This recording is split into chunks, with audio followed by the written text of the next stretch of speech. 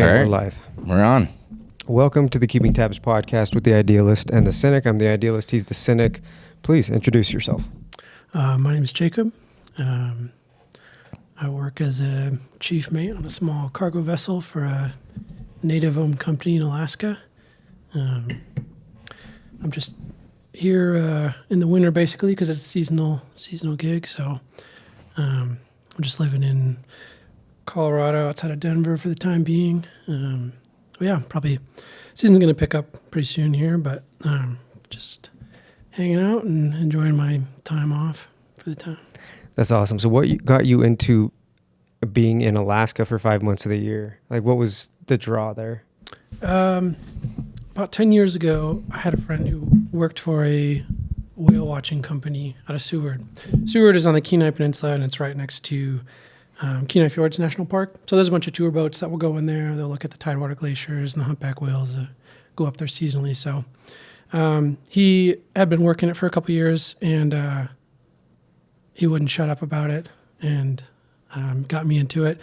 And after my first season, I was hooked on Alaska and working on the water. So then I was looking into how to make a career out of it. I found out about maritime academies. There happened to be one in Michigan where I'm from. So I went there. It's a 4-year program. I came out with a third mate unlimited and worked on the Great Lakes for a year. Wasn't for me, and ended up back in Alaska. So what do you do on the boats out there? Or on the boat? I sail as chief mate. So the boat that I'm on is relatively small. There's a 6-man crew. So there's a captain, chief mate, second mate, 2 ABs or able-bodied seamen, and then an engineer. Nice. What's the objective of the boat? Most of our season is just whatever contracts the folks in the office can get. So there tends to be a bit of variety, but the bulk of it is delivering goods to remote native villages, because most of the coastal villages or villages on the islands, they're not accessible by roads. Usually it's just boat or plane, and typically bringing it in by boat is a lot more cost effective. So we end up hitting up a lot of villages on the coast and up different river systems. Sounds like they're pretty reliant on you. So if have you ever had a situation where you couldn't get to a village and they had like an existential crisis? Nothing that dramatic. I know. I mean, I hear a lot of stories from the guys I sail with who've been doing it for decades, and I know there's been times where it's towards the end of the season and the rivers ice up, and there's a fuel barge like the last one that was scheduled to go up, and it's a big problem if they don't make it before the ice, before the water levels get too low, that kind of thing. So I've heard stories where it's kind of a race against time sort of thing. But fortunately, we haven't ever been in that sort of situation. What kind of people live up there? Is it like, are they native Inuits, or is it just, are they people that just wanted to be as isolated as possible? Because Kyle was mentioning just living off the grid. And if you want to, like, that would be the place to do it, right? Yeah. I mean, this is a slight aside, but I've looked in a lot of different states for just land in the past, and I don't want to settle in Alaska, but I was flirting with the idea for a little while, and there's land that you can buy relatively cheaply, and but the only way to get there is by float plane. It's like way in the middle of nowhere, so you kind of have to commit. But yeah, to answer your question, it is almost exclusively native, with a few exceptions. There are some, like in South Central Alaska, and some parts of the Aleutians, there's like really small fishing villages where it's a little bit more diverse. It's not like just exclusively native. But yeah, there's kind of 5 hubs along the coast, and when I say hub, I mean, like, I don't know if I want to say town. I guess you could say town. It's not a village. It's a bigger town, and they usually have an actual grocery store, a hospital, that kind of thing. And then all the surrounding villages kind of go there for resources. So there may be a little bit more diversity in those different kind of hubs or bear towns. But for the most part, it's most of the places we go, it's mostly native folks. Do you get? Go ahead. I was curious what your schedule looks like on the boat. Are you just working because it's seasonal? Are you working like long days every day? and then you get little breaks. Yeah. So usually, well, our season typically is about 8 months. I was telling Kyle before we started, because in the winter, further north, obviously ice is an issue. Low water levels in the river systems is an issue, and then there's a lot more nasty weather systems that come through. So it's just not cost effective. So we have kind of an 8-month window for the bulk of the stuff we do, or the moving cargo and whatnot. But while we're on the boat, the one that I'm typically on, it's called the Unalak is the name. I mentioned it's a 6-man crew, and we have a typical 3-watch system. So each person has 2 4-hour watches a day, at least for the captain and the mates. So you end up working an 8-hour day, and then sometimes there's extra project or something to do. And then when we do cargo, it's kind of all hands doing it until it's done, basically. So it can vary. If it's quick, maybe 8 hours. If it's, we've had days where we've gone 21, 22 hours. Just unloading, constant. Yeah. So when you say it's a small boat, how big is the actual boat? The Unalak is 150 foot long by 50 foot wide. And then the last 2 years, my company has bought 2 additional boats. One is a tug barge. They can move a lot more cargo. The barge, I don't remember, it's like a 240 foot long barge. So they can move a lot more. I did just a month-long stint on there. That was my first time working on a tug. I didn't care for it. No. Yeah. What's the difference between like a tugboat and the boat you're on? Well, one of the main differences as far as living or quality of life is it's so much smaller. So it's the same amount of crew on a boat that has, a fraction of the living space. But also because there's so much more cargo, there's a lot more work divvied up with the same number of people, or I guess less people, because only the deckhands and the mate work cargo. So anyways, it just ended up being a lot of very long days. What are the living quarters like? Yeah. Do you have your own bedroom, your own? Do you have a roommate in like a dorm or something? It kind of varies, yeah. They're certainly nothing luxurious. I mentioned, most of my time is on the Unalak, and that boat is exceptional. My understanding is it was originally built by UIC, which is the native corporation that owns the company I work for. So they built it to originally rent out to oil companies, and they built a big house with lots of extra rooms and a big galley, plenty of space, so that they could have the bigwigs come on and have them be relatively comfortable and whatnot. I don't know what happened to that, but eventually it got back in the hands of UIC and Bowhead. Bowhead's the name of the company I work for. For a 6-person crew, everyone has their own room and their own bathroom and head and shower and all that, and there's actually spare rooms. So that's exceptional. Most of the time when you go on a smaller cargo vessel, it's pretty cramped because obviously building more space, it's really expensive. So they typically try to be more space efficient and cost efficient that way. But sometimes we'll do jobs where another crew will come on and they need to go to this remote area in Alaska to do work. And because we have extra room and space and whatnot, basically we're just like a hotel boat. So they'll stay on with us. We'll feed them and house them and everything, and then they just go to work during the day. And there's a bunch of Doppler radars. There's a couple, I should say.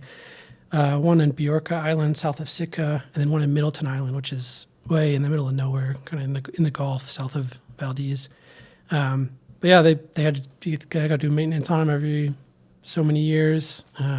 We brought them out to these spots, and they stayed with us, and those jobs are pretty easy, no cargo to deal with. What do you eat on those boats? Would you catch, or do you guys have rations? Well, we do fish sometimes when we're anchored in the right spot and we got time. So that's a perk. Every once in a while, I'm not a huge into fishing, but it's a nice way to pass time. But as far as typically, whenever we're going to one of those towns, that have an actual grocery store, we'll stock up and we'll plan ahead. My company's fairly lenient. We'll just make a list of what we want, and we've got a pretty well stocked pantry. So it's not like we're scraping by or anything like that. Nice. Yeah. Who's in charge of cooking? Just whoever? Yeah, we've had cooks before, but it doesn't really work out. No. Yeah. Is that life not for the cook? They're just like, Well, I mean, a lot of bigger cargo ships, they have a steward. That's like their job. The whole time they always have a steward. But because it's a smaller boat, it's not really super cost efficient. Typically, they'll hire them for like a shorter stint, like for those hotel jobs I mentioned where there's extra people. But yeah, I like it better when we just kind of run around. You just share the kitchen and your food's your food. Yeah. Do you buy your own food, or does the company pay for Company stocks covers everything? that. That's pretty awesome. Yeah, it is because you think about in all these remote spots in Alaska. I mean, the cost of living is so exorbitantly high. Like our grocery bills are thousands of bucks. Yeah. you mentioned passing the time fishing. What do you do to pass the time when you're just in the middle of nowhere? Do you have cell phone reception? Can you doom scroll Instagram? For the while we didn't. For the first 3 years of working for this company, no. Like if we would pass a village and maybe you would get service for like 20 minutes. But then we got Starlink, and that was just a total game changer. Now we just have internet all the time, which is really nice because the job is isolating, and being able to be in touch with people is really nice. But also, it's really easy to get sucked in and whatnot. So there were times where like I kind of liked just being forced unplugged, and not getting sucked into all that. But overall, I mean, having Starlink is just to be in touch with people is just so nice, just for like mental health. Do you feel isolated out there? Like especially when you don't have that, like does it start to take its toll on the mental health? Yeah, I think it's different for everybody, but the cabin fever almost. Yeah, I mean the boat gets smaller over time, I found that 3 months is kind of, and after that it kind of starts to go downhill for me. Luckily, for the most part, I haven't been on for too much longer than 3 months usually. So you do 3 months, and then the rest of the year, what do you do? Well, it's varied a little bit, but on average, I'll work like 4.5 months out of the year. And I try to work it out where I'll work for 2 months, have a month off, work for 2.5 months, and then I'm off for the winter. So you're up there during the summer when it's just light all the time. Does that take its toll on you? Just it being sunny always? Not really. It kind of depends on where you're at. So obviously, the further north you go, the more dramatic it is. But yeah, the days are really long, and I think the way the work schedule works and the way the sleep schedule works, like it doesn't matter how light it is. Like I'm ready to sleep, But also when we're in the Bering Sea, I mean, 9 days out of 10 it's overcast, so it doesn't really make that big of a difference. And I think you mentioned that you go all the way into the Arctic Circle. Is that right? Mm-hmm. Yeah. Yeah. What's the furthest north you've been? Have you seen like Russian vessels or anything? Or yeah. Well, when you pass through the Bering Strait, you have Alaska when you head north. Alaska's to the east, Russia's to the west, and on a clear day, you can actually see the mountains of Russia. It's I don't know what the span is exactly, and then there's 2 islands, Big Diomede and Little Diomede. One of them is the U.S. and the other one is Russian. So it's kind of funny because in the wintertime you can walk from technically U.S. to Russia. But yeah, so, I mean, I don't really see a lot of foreign vessels. I mean, every once in a great while, but for the most part, it's like fishing vessels and then kind of boats doing the same sort of thing we are. Never seen like a nuclear submarine and got a little nervous? No. Okay. How long does like newbies last usually? You guys have a lot of turnover on like the turnover. Yeah, I assume they do that one time and they're like, this is not my life. Yeah, I mean, I think it takes a certain type, and yeah, I mean, I don't have a huge amount of experience as far as like a variety of different companies that I've worked for, but just from what I've heard, I really like the company I work for, and I think they treat us well. So I'm always a little bit surprised when people are leaving real fast, but it's also just not for everybody. I've heard anecdotes from guys that have been on the boat for a lot longer than me, like having a new guy come on and they leave port, and then at the end of the day he's like confused about why we're not going back to port, and somehow he didn't realize that Like what he signed up for. Yeah, I don't know, so something, miscommunication major, but anyways, yeah, there is a lot of turnover. What are those like the new guys start out making? Like what is like a pay structure for, like if somebody wanted to get into this, what could they expect? Like you went to school, you said, like some training classes or something. What was it called? Yeah, Maritime Academy. Yeah. How long did that take? 4 years. 4 years? Yeah. Oh, wow. So it's Yeah. like a full... Yeah, but you wouldn't have to. You certainly don't have to do that to do what I'm doing. A lot of people, it's called climbing the hawse pipe. Hawse pipe is the essentially the tube that the anchor chain goes through to go out the hull. But that's just a phrase Instead of climbing the ladder. Yeah, exactly. Yeah, it's just like you start working out, you accrue sea days, you take your tests or whatever, and then you can move up and upgrade your license, or you can go to Maritime Academy. It's kind of a faster track for a license, especially if you want to work on like big container ships, that kind of thing. Is the poop deck real? Is that a real thing? It is a real thing. I know it's a real thing when we're playing blackjack in Black Hawk. Okay. You get a lot of poop decks. Poop decks. But yeah, I was just curious. What is that? It is a funny name. My understanding is that it comes from a French term, but if you picture like a tall ship, like a square rig sailing ship, and on the aft end there's a raised portion of the deck, that's the poop deck. Okay. Yeah. What's your favorite part about doing this? Is it just the pay and having 7 months off, or is there something like rewarding about being up there? I love Alaska, and I love seeing so many remote parts of it that people that live in Alaska all their lives don't get to see, and like northern lights and wildlife and all kinds of stuff. I mean, there are a lot of stretches that just aren't very exciting, like the tundra is just flat and there's nothing going on really. But yeah, I think that's probably the biggest draw. Although, like you said, the rotation is hard to beat. Yeah. Have you? How frequently do you see the northern lights up there? Well, it kind of goes back to what you were saying about the long days. It's kind of a shoulder season thing. So at the beginning of the season, and if I'm on there later into the year, if I'm lucky, it kind of, obviously it depends. I mentioned, it's overcast a lot, so kind of got to get lucky. But I'd say once or twice a year, I get to see them. It's crazy how God does that. What's the meaning of life? I think about that when I'm stuck on the boat. Okay. You get a lot of time to think about the meaning of life. Yeah. Yeah, So, a lot of time to think about a lot of things. That's why I figured you might know. I don't have a solid answer, but maybe after this coming season. All right. Well, that's been this episode.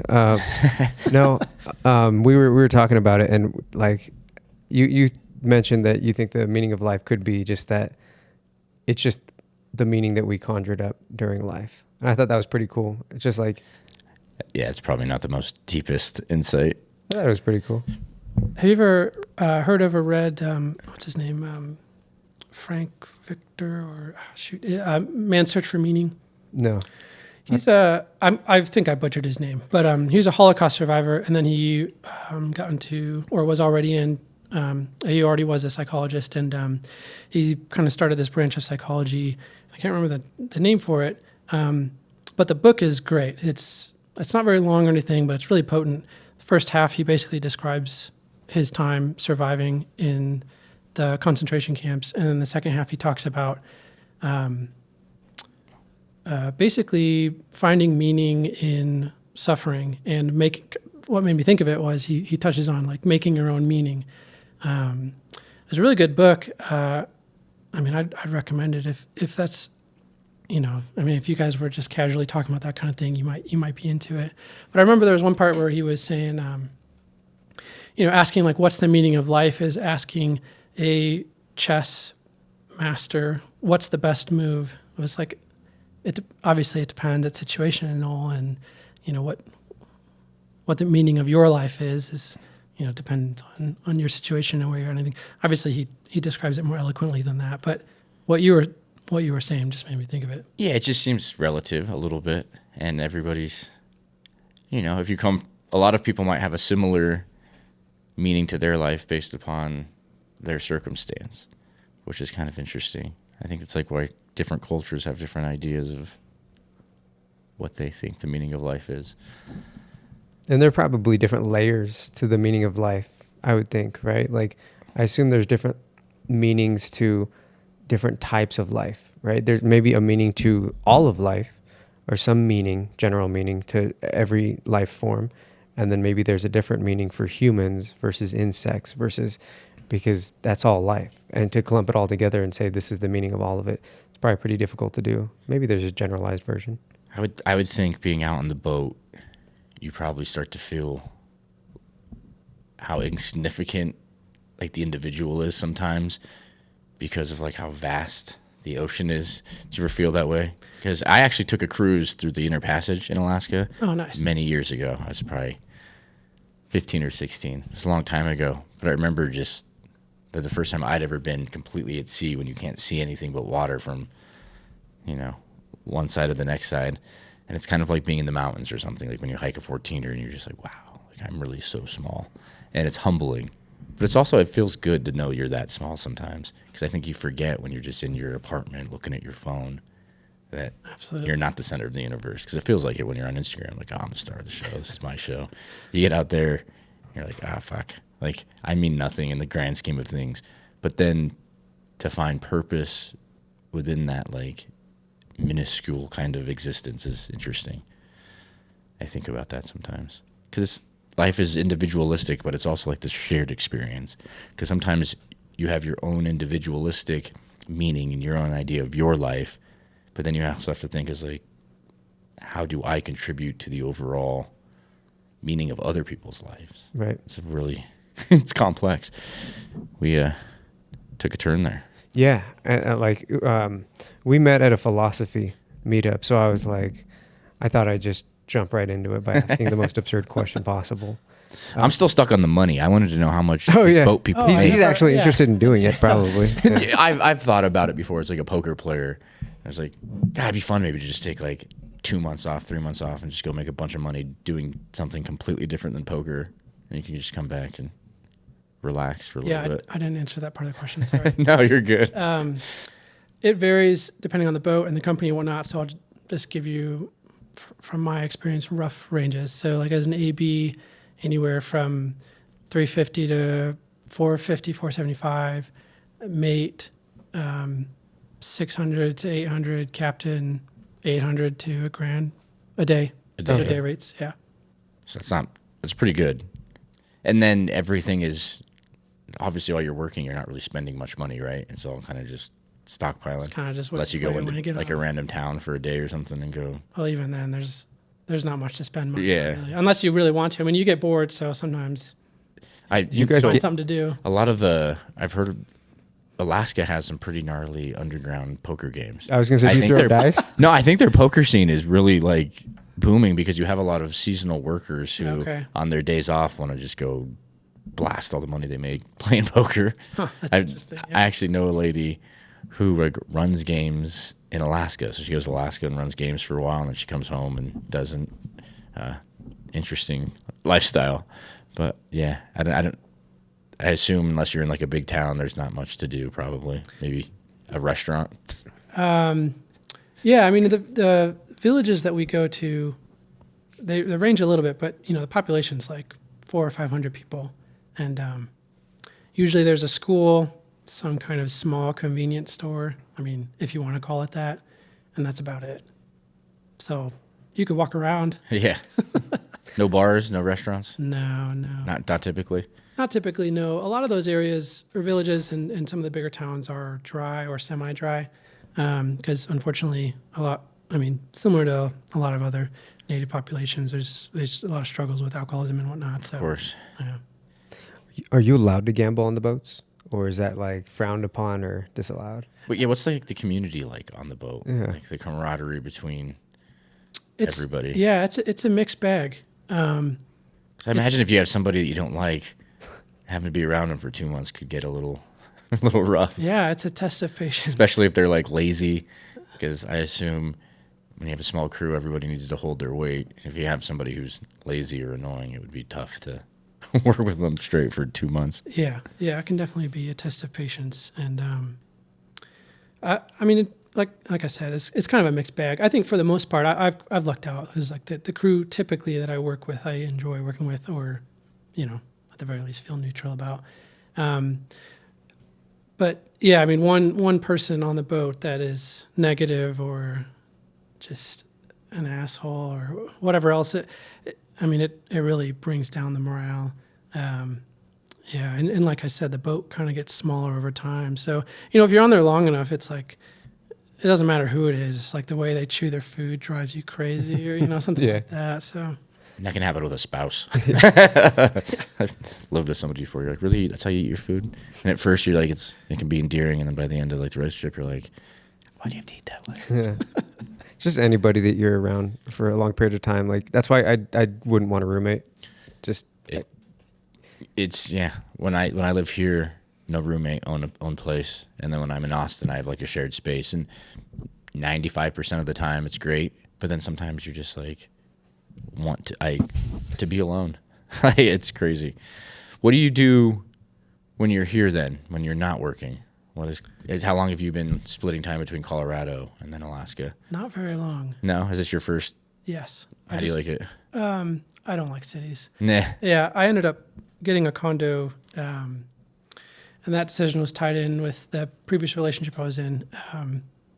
So which didn't pan out. So now I have a condo in Aurora, which is fine. I don't want to sound ungrateful, but I'm just not a city person. So I don't know how long that's going to last. God, but, Aurora is like the worst part of Colorado, in my opinion. It literally is. which part of Aurora? near, The worst part? Yeah, near the worst part. Yeah. Yeah. Is it near Colfax? No. Okay. Yeah, it's kind of southern Aurora. Okay, that's not so bad. No. Because there's parts of Aurora that are like pretty suburban and nice, but Aurora in general, I feel it's ugly out there. It's not. It's like you don't have as Not good a much view to as the look. mountains. Yeah. As where at least if you go to like Arvada or somewhere on the west side, it's a little bit more scenic. Yeah. It's kind of hard to get anywhere too. It's like kind of removed from a lot of Yeah. highways and yeah. People always like I have multiple people like, yeah, I moved to Colorado. And I lived in Aurora for a year and I hated it. And I'm like, yeah, don't like Aurora is like such a bad representation. I feel of like what could be a Colorado lifestyle. Where were you before you were in Colorado? In 2020 I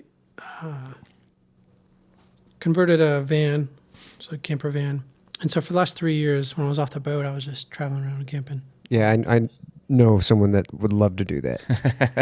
This guy talks about that all the time. Oh, okay. Yeah. What's keeping you? It's just nothing really, honestly, just myself, my own worries. I did in 2021, I basically lived out of my Jeep for like 4 months and just drove around. I mean, I didn't like sleep in it really that often. It was 2020. It was COVID. That was 2021 when I went and traveled though. Really? Yeah. Oh no, you're right. Because you guys came and met me in 2021 of March March 21, when I was in yeah. Miami. That's right. And I loved it. I love just like, I like that nomadic lifestyle. I like moving. I like going different places. Yeah. I guess I'd have to have the right things in my van because I realized pretty quickly on I like to shower every day. And so having to learn to adjust to, you're maybe only showering a couple times a week and maybe it's in your van. Did you have a shower in yours? No. Was it just like truck stop in it? Well, actually, initially, my plan was to just get a gym membership like at Planet Fitness, which I did end up doing, because they're in most Yeah. cities, and that's easy enough. But during COVID, they were all closed, so I was just finding like creeks and rivers. Yeah. Oh wow. Like I've looked, so that's, I'm probably making up excuses to like avoid doing it, but I'm like, I would like to have a van that I really enjoyed living in, because if you're not comfortable in the space you live in, it's really not a fun time. Was that your takeaway from your time in the Jeep? What's funny is I always joke some of the best sleep I've ever had in my life has been like, I had the seats laid down the back and a bed back there. I would like be sleeping in some random place. I would just be so passed out back there. It was like the best sleep ever. It was hilarious. But yeah, when you can't shower, and definitely not being able to like stand up. Like I'd want a van tall enough. Did you have a van tall enough to stand? Pretty much. It's for the probably most- like a Yeah. inch or two short, so it's not bad. Yeah, having that kind of space, you really start to, you can feel crammed, Yeah. and it gets messy really quickly if you don't keep up on the cleaning and the For sure. chores. Like all of a sudden, everything becomes very discombobulated. But I would like to. I think about that a lot. Like there's a company here in Colorado called Dave and Matt Vans, and I look at their vans all the time. They're not full conversions typically with like a shower and a bathroom.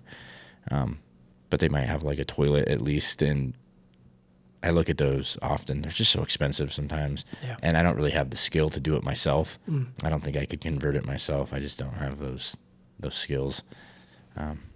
So that's it, really. That's kind of held me back, but I would love to. I think it'd be fun for even just 6 months or a year. Yeah. But then what do I do with the van afterwards? Do I just keep it? I've seen a lot of people buy like the nice conversions, and then you can actually rent them out when you're not using them as like a business. Mm-hmm. Maybe at least break even on your investment. But Sure.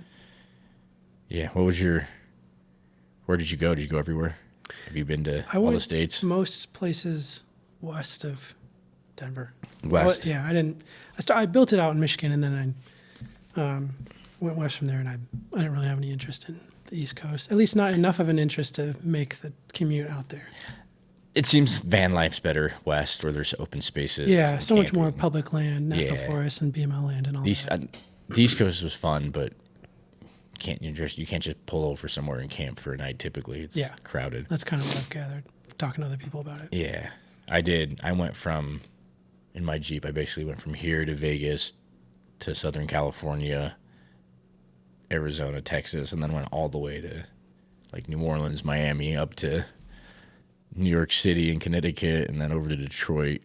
And then I had plans on doing some other stuff. I actually wanted to go into Canada and do some things, but I got homesick. I remember one day I just woke up in Detroit and it was like, been like 4 months. I'm like, I'm gonna go home. Yeah. I just drove home that day. Just like it was just random. Like I had all these plans, and then I was like, nope, I'm over it. It's like I just want to go home. I'm on my bed. Yeah, fair enough. it was really, it happened like overnight. It was pretty hilarious. But I could do it again. Yeah, if you look at a map of the United States from space at nighttime, you see just the whole eastern half just lit up. Yeah. There's no open space out there. Still a lot of open space out west. Do you have like an original, do you have a place that you would call home, like an original home, or have you always been pretty nomadic? I mean, I grew up in Michigan, but I haven't been there in years. So, just because of the nature of my job and having the van, I don't have one particular place that I consider home. If you were to leave Colorado, where would you go?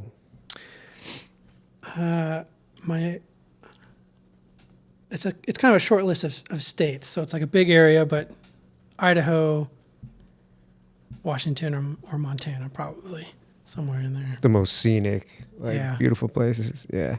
Those are places that I've been to every state except for Maine and Hawaii. And the ones that I've explored the least that I would like to explore more is like Idaho and Montana. It's just so open up there. Mm-hmm. It'd be pretty awesome. And you watch Yellowstone, you start to get the fever. So I assume you've seen bears.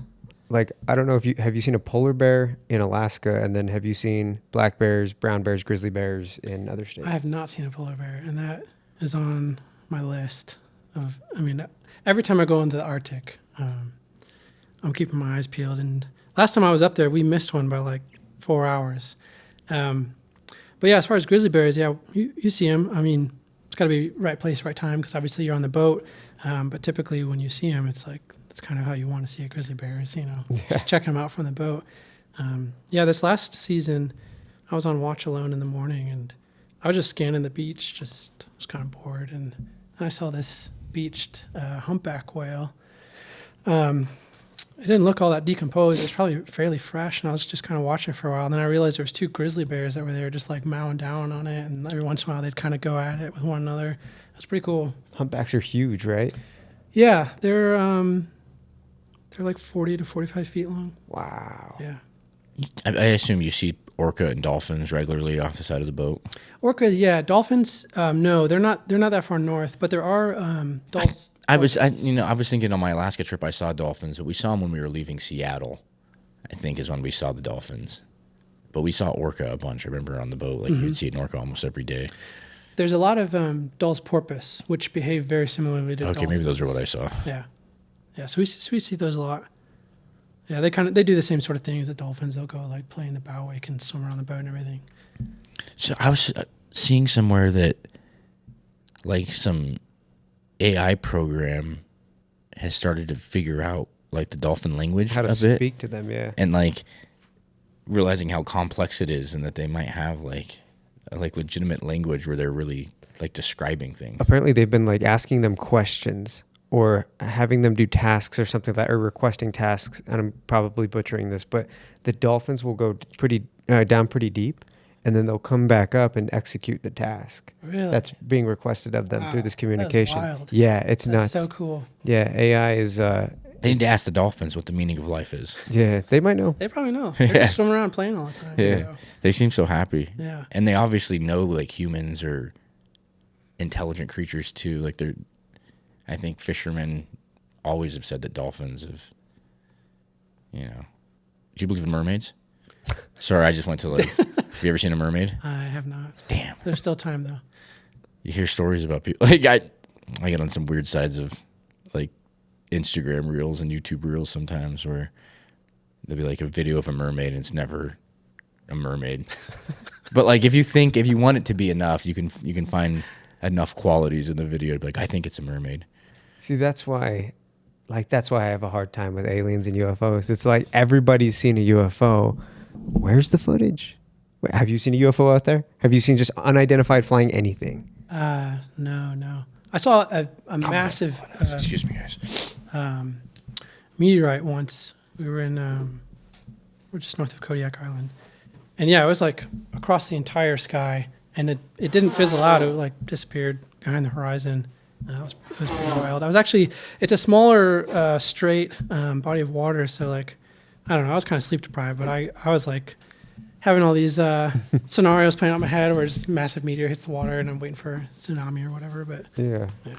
yeah, no UFOs. I have weird nightmares like that where it's Armageddon and like a nuclear bomb goes off and like I can see like the fireball heading my way or something, or I'll be in some situation where I'm inside of a building and then you can just see through the windows just like the fire, like you can see the explosion from a distance and then you see the fire, and I always tend to wake up right there. I don't know what that is. Yeah. I've had those a few times. What is that? Anxiety, probably. Probably. Over what though? Whatever. Yeah. Who knows? My dreams are pretty anxious most of the time. My life's pretty anxious most of the time. Do you know? But I have those dreams a lot. Do you know anybody that can read palms? Palms? Yeah. I need to figure out what these dreams are. Oh, I okay. need somebody to Yeah. read my palms. I don't. Do you have a lifeline? Just kidding. I have no idea. I had somebody I had somebody read my palm one time. But Dude, you have the M too? it was my God. it was a total grift. Yeah. They were just like, "Do you have trouble sleeping sometimes?" Oh, yeah. Like, what human? Just like everybody else. Yeah. Do you wake up tired? Like, oh my God, I do wake up tired. I do wake up tired. Are you hungry sometimes when you're not supposed to be? Like, oh, yeah. The thing you were telling me the other day about grifters, you were like, you think everybody's a grifter. Not everybody that's selling something is a grifter. I thought about it and I was like, why does it seem that like everybody is a grifter to me? And I think I realized what the answer to that question is. All right. It's that the people that are selling things that are the most successful are the grifters. So the most popular people that are selling things are grifters, because in order to be popular, you need to be able to embellish what you're selling to get more people on board. Because if you're just an honest salesman, you're not going to garner as much attention. So those people probably just fly under the radar. The ones that are really popular, they're probably grifters because they're able to bring more people into the grift. What if they're just selling something that's genuinely useful to a lot of people? Then they're probably not as popular as somebody who's making it sound like that's going to cure cancer Just or whatever. charismatic. And Sure. I had some guy was on an Instagram feed yesterday. They were talking about drinking your own piss for health benefits. I've been doing that for years. It hasn't helped me at all. Yeah, I don't know if I was like wondering. I'm like, you watch and sometimes it can be a little compelling. I'm like, if piss was curing cancer, I think everybody would be drinking piss, right? Right. Yeah. Right. And that's the thing. But like we spoke about this before. That wasn't even really a grift because like they're not selling you their piss. They're like, drink your own piss. It's all about like fame at that point. It's just. But when you pay attention to guys like that, they're not really selling, like drinking piss. The guy's kind of just like a health guru, nut guy, and he sells a package. Sure. There's always some package that they're selling at the end of the day. That's just a way to captivate Get audience. your audience in. Yeah. And a lot of those things do seem grifty. Yeah. Well, I think like especially the really unorthodox ones, like the true grifters, need it to be unorthodox to captivate the attention of anybody. Because if it's the same thing everybody's heard, like, oh, just eat your greens and like be healthy and exercise, it's like everybody's heard that. Nobody needs to hear that anymore. But if you say drink your piss, It's a little more sensational. yeah, and people are like, wait, what? And then they're tuning in and they're like, did you hear about this guy who says you drink your piss and you fucking cure MF? I didn't get that far into it, but I don't, like, do you think they're like pissing in a cup and then refrigerating it, or do you think they're going at it warm? What do you think? It's better warm or cold? I mean, it depends. Are they like brave and courageous, or are they pussies? Because anything you make colder is going to be a little bit more palatable. You think so? Drink it warm. Be a man. What about tea? Warm tea's better than cold tea, in my opinion. It's true, but neither's bad. I've had some bad teas. Yeah. I've had some teas that don't taste that great. Okay. But if you cooled it down, it'd probably just be like, yeah. Like piss straight from the udder. That's like as hardcore as it gets, right? Mm-hmm. Straight from the udder. Straight from the teat. I'm probably not gonna drink my own piss. No, I don't think I I would. don't blame you. Only in like a Bear Grylls, like out in the middle of the what desert. was that 127 hours movie? Yeah. That's a good movie. It's a great movie. That's pretty incredible. You ever get worried, like being out in the middle of nowhere, you're going to break down and have to do 127 hours, or do you almost look forward to that? Just be with your personality type. Like, let's. Do you mean like break down and like what we go into port and tie up and have to fix? I mean, just like Or- in your camper, just driving around. Oh, and I you thought you just- meant on the boat. Okay. Yeah. No, that sounds stressful. Fair. Yeah. What's the most precarious situation you've had at sea? Have you ever had any things that happened where you're like, oh, this is scary? For the most part, we're pretty conservative about the weather windows we go on, because the vessel that I'm on is a landing craft and it's a coastal river boat. So it's got a flat bottom, it's got a ramp on the front, so we can drive cargo on and off on the beach. So because of that, it's not very seaworthy. But a few years ago, we were going from Seward to Yakutat, which is, it's not cutting across the entire Gulf, but it's kind of cutting the top portion of it. There's like 3 days of open water, and it looked like we had a good weather window, but by the third day, it was off by like 12 hours, and we could see Yakutat. We were like 8 miles away or 10 miles away or something like that, and the seas just kept getting bigger, and it was like 10 to 12 foot seas, which relatively speaking isn't that big, but on the boat that I'm on, that's a lot. And then one of our engines went out, and we had to wake everybody up just in case something serious happened. So yeah, that was kind of a stressful 4 hours. But So typically you're on pretty mellow waters then. yeah, we don't, because of the type of vessel I'm on, we don't typically go out if it's going to be like 5 to 6 plus foot seas. Have you ever got seasick? Did you ever deal with Every any of once in a that? great while, if I'm like low on sleep and I drink a bunch of coffee on an empty stomach and then it's a shitty ride, then Yeah, get a little nauseous. yeah. When I was working on those whale watching boats my first year in Alaska, and I mean I worked there for 4 seasons, but that was a big part of the job. Was every day someone was getting sick and puking, and it was just cleaning up puke. And I last time I was on a boat was the cruise, like 20 years ago, and I didn't experience any seasickness, but I think I might now. I feel like when I used to ride roller coasters when I was a kid, I never got nausea, but now when I ride a roller coaster, I get off, I'm like, I don't know if it would affect me still.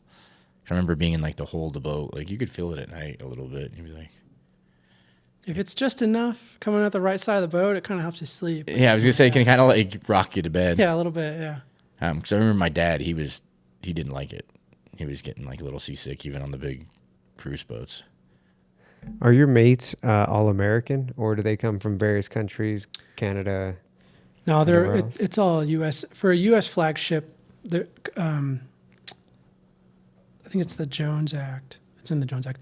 You have to have the majority be U.S. citizens for vessels that are going from U.S. port to U.S. port. So yeah, it's all American citizens. Yeah. What could possibly compel somebody like Hitler to commit a Holocaust? Like, I don't know. He had mommy issues, didn't he? he did. And like, I guess he got rejected from art school. Mm-hmm. and then, Germany was coming out of World War One with all the sanctions placed upon it. So you got to wonder, like, was it just a perfect storm? If Hitler didn't exist, would that still have happened? I don't know. It seems like I mean, I'm not that well versed in the history at the time in Germany and the politics and all that. But like you said, coming out of World War One, and Germany just got stomped on economically. Like, it's kind of ripe for sort of a populist sort of takeover in that sort of way. And then Hitler got rejected from art school, and it was right place, right time. And Yeah, it feels like populism can cut both ways, right? It can be a tool for good, or it can be a tool for mass genocide. So, yeah, thank you for that. I appreciate that. Yeah, I think I could do. I'm probably too old now to switch my life trajectory up. But I actually thought about doing like a crab fishing boat, but that's probably way more work. it is way more work. They probably get paid a little more. Maybe, maybe not. Maybe not. Yeah. The thing is, the rules have changed so much since like the 70s, 80s, 90s. And I'm not that well versed in it. But it used to be that there was an overall quota for the whole fleet. And there would be one day where everyone could go out and fish. So whatever, but I mean, while you're out there, you're just trying to catch as much as you can in that period of time. So, people would be working 36 hours straight and blah, blah, and be making a ton of money. But obviously that's not safe. So they do it differently now. And I think if you're crabbing, you can make good money, but I don't think it's quite as dramatic as it used to be. Do you guys have a forklift on the boat? We have a 220 Volvo loader, so quite a bit bigger than a forklift, and an excavator. Nice. Yeah. Do you drive that? Sometimes we have a operator who's very skilled, but sometimes we're shorthanded, and I get to jump in and. I worked in trucking for like the first 10 years of my adult life. Drove a lot of forklifts and pallet jacks. I used to love driving the forklift. It's kind of fun. Like if you had like when you're loading a truck, you have I don't know what it's like on the crew on the ships, but it's like Tetris. Yeah. And you have to get good at it, and sometimes you learn tricks on how to like slide things and move them around. I always found the problem solving aspect of it kind of fun and challenging.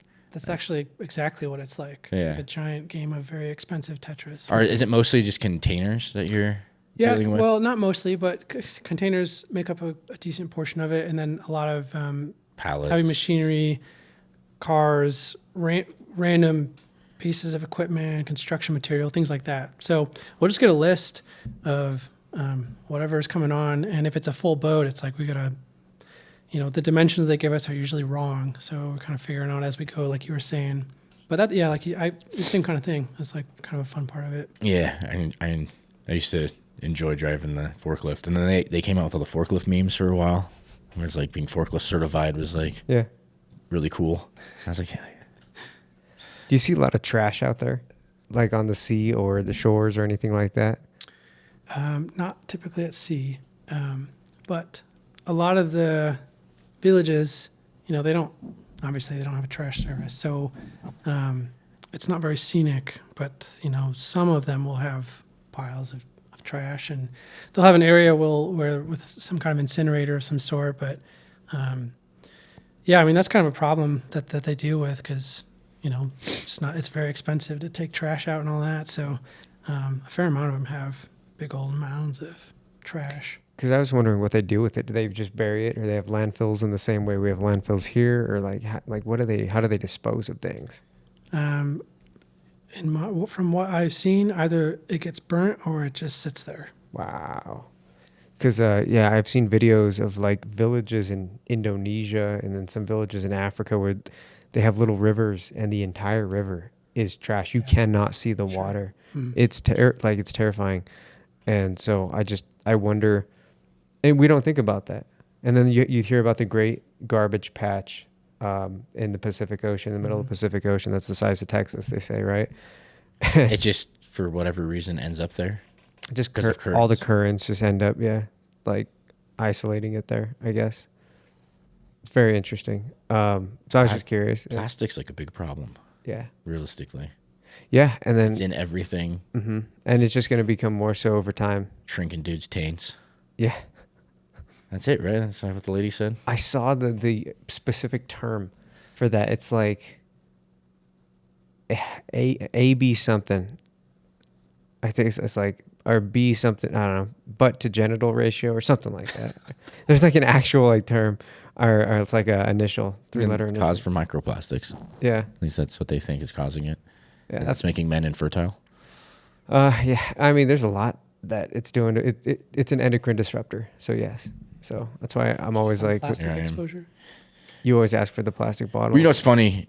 It says non-BPA, but that doesn't really mean anything. No, there's other chemicals. It's just like we don't have these ones in it.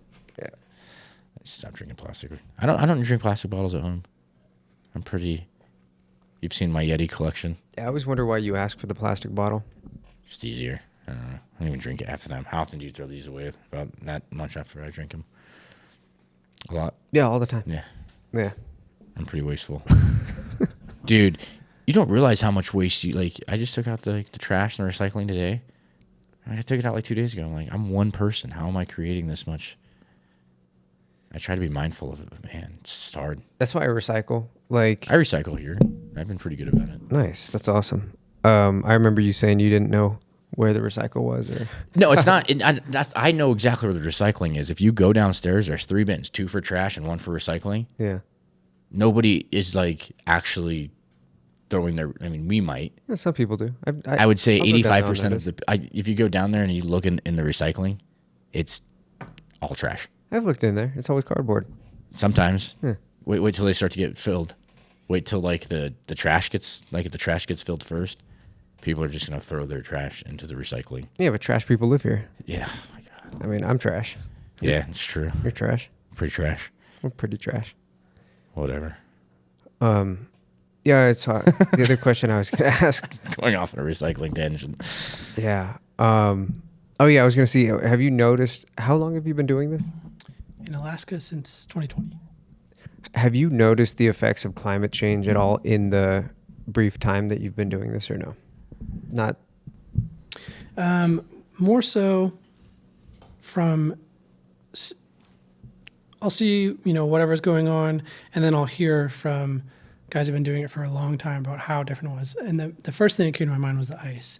The ice pack used to come down to the Pribilof Islands pretty regularly. Pribilof Islands are kind of in the southeastern quadrant of the Bering Sea. But yeah, now that just doesn't happen.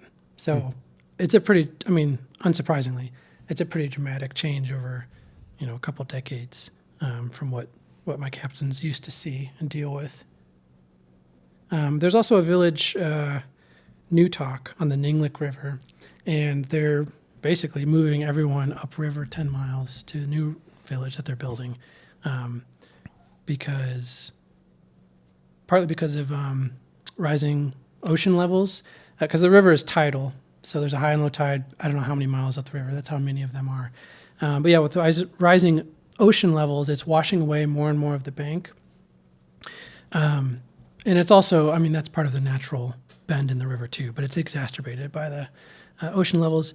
And yeah, I've been there a couple times, and there's buildings just falling into the river because it's just washing away so much. It's crazy. Have you watched the new season of True Detective, Night Country? Because they're up in Alaska. That's where it's set. Is Okay. like basically from like Christmas into New Year's, and somewhere in Alaska. I forget where they say it is, but it's kind of interesting because it's all night there. And I'm always curious in those small little towns, what are people doing for work, or is it just like people living off the land? You said it's mostly indigenous. Yeah, for the more remote villages, they don't really have an economy. Yeah, it's just they might have a store, but yeah.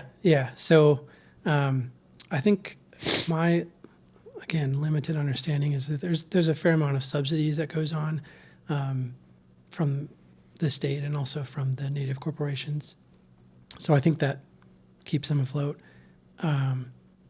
But yeah, I go to these tiny little villages, and like every single time I'm just thinking like I can't ever imagine living in a place like this. It's wild. Yeah, I mean, you can't blame them for getting hooked to alcohol, right? It's like similar to reservations here. It's just you're kind of isolated and you got money, and what do you do?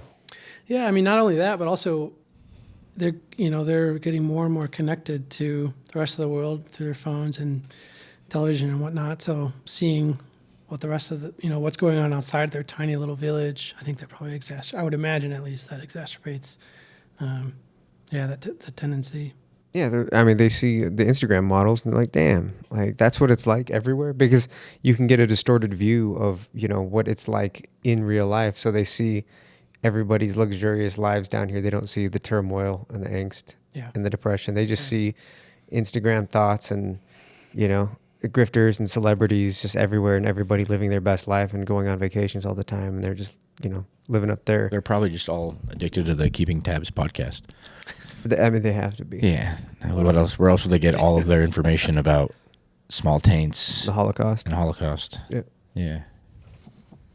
No, I wonder, people that live those kind of lifestyles, like, and then how do you leave?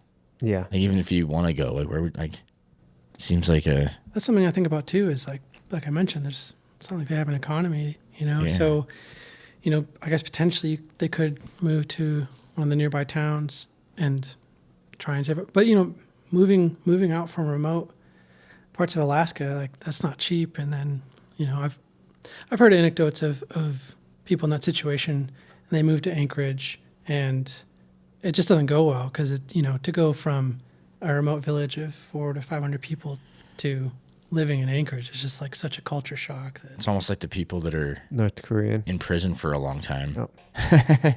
In prison for a long time, then you get out of prison and try to like adjust to like, city life. You're like, this is so different. You hear about people escaping North Korea. Not a ton can, but the ones that do will end up in South Korea, and then they end up just feeling more isolated than ever because they don't know how to assimilate. Yeah. They don't know how to get along. Institutionalized. Hmm. Mm-hmm. So they get out of there, and apparently they've got it locked down enough that nobody's escaped for a while now. That's crazy. It is. They can't even get out. They Yeah. kill them if they try to leave. Yeah. They get shot. They just shoot first, ask questions later. That's crazy. It is. North Korea is crazy. It is. It's just like this one country on like the entirety of the map that is completely isolated from every other country, like self-isolated. Yeah, none of the other like really communist regimes you can escape. Like China's communist, but you can leave China. You can go to China. We could go to China and have a good time if we really wanted to. Can't go to North Korea.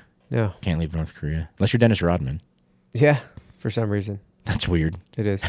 Why was that the guy Of that he was all just all like, I like people. this guy? He was homies with Kim Jong-un. Yeah. How does that happen? I don't know. Just invited over there, or Yeah. It was, Really? yeah, he like Yeah. went over there. Bizarre And it's like this story, Kim Jong Un just. How did you like of all the celebrities? Like Dennis Rodman, such like he hasn't even been popular for. When was Dennis Rodman in the 90s. In like the early 90s, mid 90s. Yeah. That's when he was like Kim Jong Un. How old is Kim Jong Un? This irrelevant basketball player who like is famous for wearing a wedding gown just somehow was best friends with Kim Jong-un trying to broker a peace deal Dude with was a him in the beast off West. the boards. Come on. Yeah, dude. Best rebounder of all time. Yeah, Dennis Rodman. Him and Moses Malone. Yeah, dude. It was amazing. Yeah, he was a weirdo. Yeah, he's pretty It strange. was just like maybe that Kim Jong Un must be a fucking weirdo. Yeah. Like if that's the guy you're like, oh, I need to be friends with this guy. Is Dennis Rodman the one that would dye his hair? Yeah. Yeah. Oh, okay, all right. I'm not a big. Yeah, didn't he wear a wedding dress to his wedding? Was that what it was? I think it was. I think he got married in a wedding dress. That's hilarious. Something like that. He married someone hot too. I can't remember who it was. Yeah. I think it was a hot celebrity at the time. Celebrities are weird. What would you be like if you were famous, you think? Reclusive? No, I'd probably be doing a lot of probably heroin. I'd probably overdose on heroin. Pass It's away. not an honest answer. Yeah. Nah, heroin doesn't even seem fun. No, it doesn't. Of all the drugs you get addicted to, that one doesn't. Just like sleepy. Although sleeping is pretty good. No, you know what? When I broke my hand when I was like 19 or 20, something like that, they gave me, I think I told you the story, they gave me some, I think Vicodin, and I took all the Vicodin, and I was like, I enjoyed how it made me feel, because I didn't know what to expect at the time, and I was like, oh, this is nice. You just, like, you get a body high, and you feel good, and then I went back, and I was like, oh, it still hurts, even though I didn't need any more. Then they prescribed me Vicodin. And then I took the Vicodin, and at this point, I'm getting very addicted to opiates. Is Vicodin an opiate? Yes. Is it? Uh-huh. And so is Percocet. I And knew Percocet was. I thought Vicodin was a different Nope. class. Vicodin is also an opiate. And I went back and asked for more, and he was like, I remember the doctor looking at me, and he's like, it shouldn't hurt anymore. And I was like, it does. It's really It's like a fiend. You actually tried to get more. I got more. He prescribed me something less potent, but I just took more of it. It was Tylenol number 3, which is codeine and Tylenol and acetaminophen. Fortunately, though, I started taking so much, I got really lucky that I had an allergic reaction. And like, I was hanging out with my buddy at the time, and I'd taken like 4 of these Tylenol number 3s, and I started itching my scalp real bad. And he goes, "Dude, are you okay?" And I look over at him, and he goes, "Look," like I was in the passenger seat. He goes, "Look at yourself." So I pull down the little visor and look at the mirror. My whole head is just like, looks like a tomato. Really? Yeah. Well, I'm lucky that the few times I've taken opiates, I've had that I get really itchy. I mean, like one Vicodin, I'm like, Major histamine. and so it's like it's not worth whatever high I was experiencing. Like the itching isn't worth Doesn't it. cancel it out. But it's sad because like so many kids that we went to high school with Yeah. have got addicted to opiates. Many have died, and you know those were my friends. Like that could have been me. Maybe it would have, but like I remember the first time I took a Vicodin, I was like, I don't like that.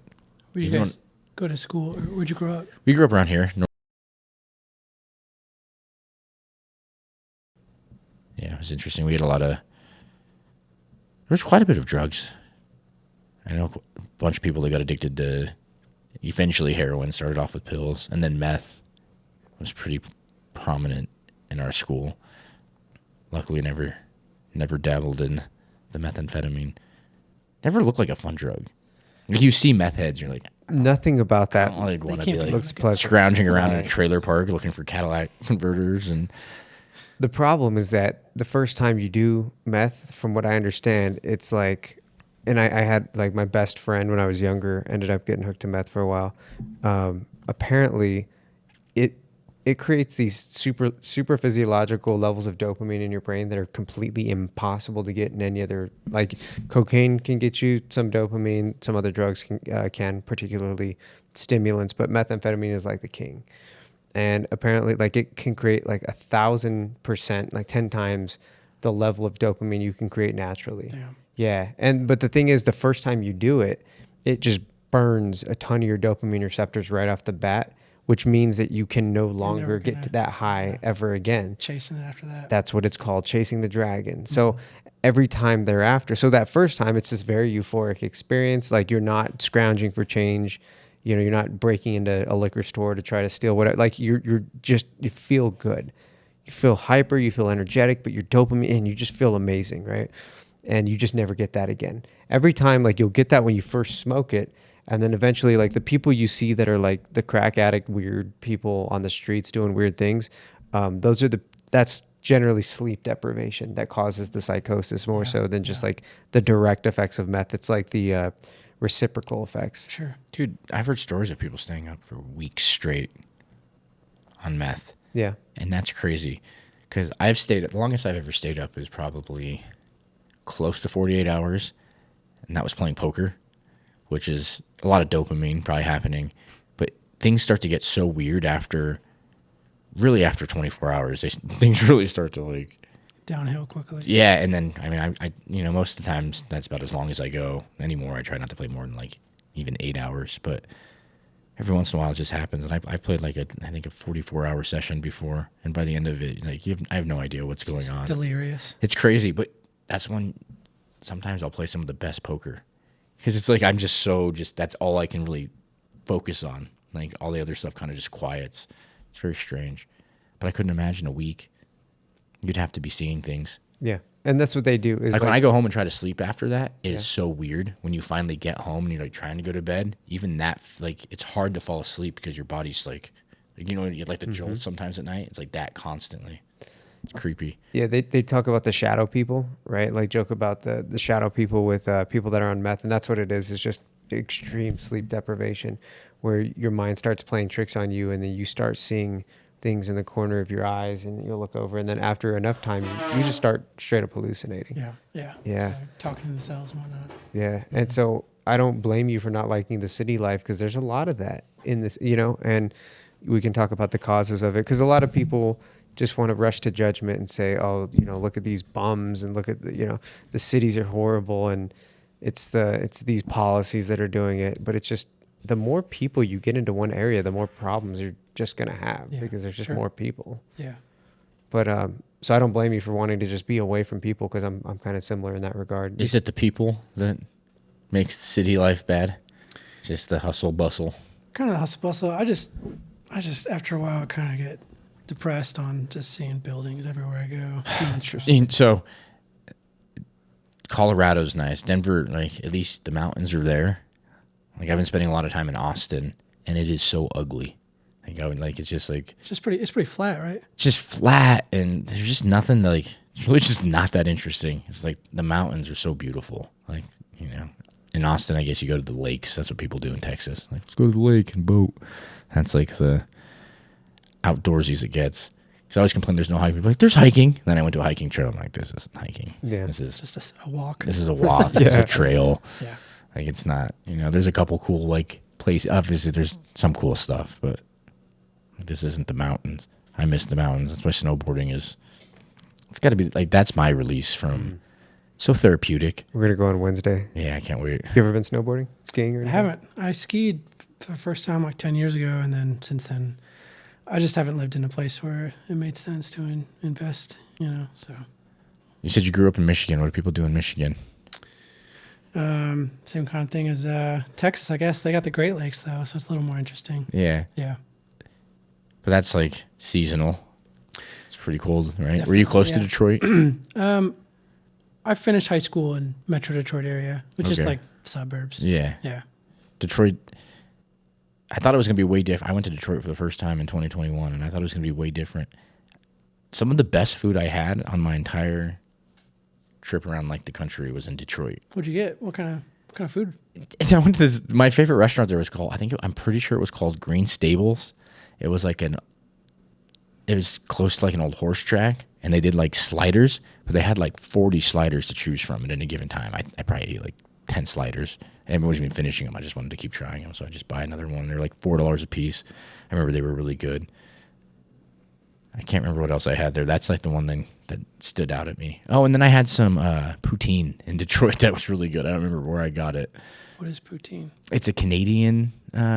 Oh yeah, it's like fries with gravy on it, Okay, and cheese curds. Yeah. It was really good. I wanted to go to Canada, but they wouldn't let me into Canada during then. I had to have a reason. I didn't have a good enough reason. They were like, "Why are you going?" I was like, "To get poutine." They're like, "You can't go to Canada right now to get poutine." I'm like, "But I want to." And then there was some place that I've never seen. They had like insane amount of thousands of reviews, food reviews for this place in, I think it was Essex, Canada, for it was like Indian food, but they had like a gyro and a shawarma place. Had like 4.9 stars and then like 15,000 reviews. Well, that place has to be amazing. I've never seen anything close to that. That was my other reason to go, and the Border Patrol was like, "Nah, you're not going to Canada." Although we went to a place a couple days ago that was 5 stars and it had a ton of reviews, and that was not a 5-star experience. No, that was not. I was like, duped. It was yeah, but like it was cool. It was okay. It was a little. It was fine. It was just small. It was yeah, we went to this. It was called Spookadalia. Oh yeah, I've heard of it. Yeah, it was. It was fun. Not a 5-star experience. Yeah. Maybe 4. 3. 3. Mm-hmm.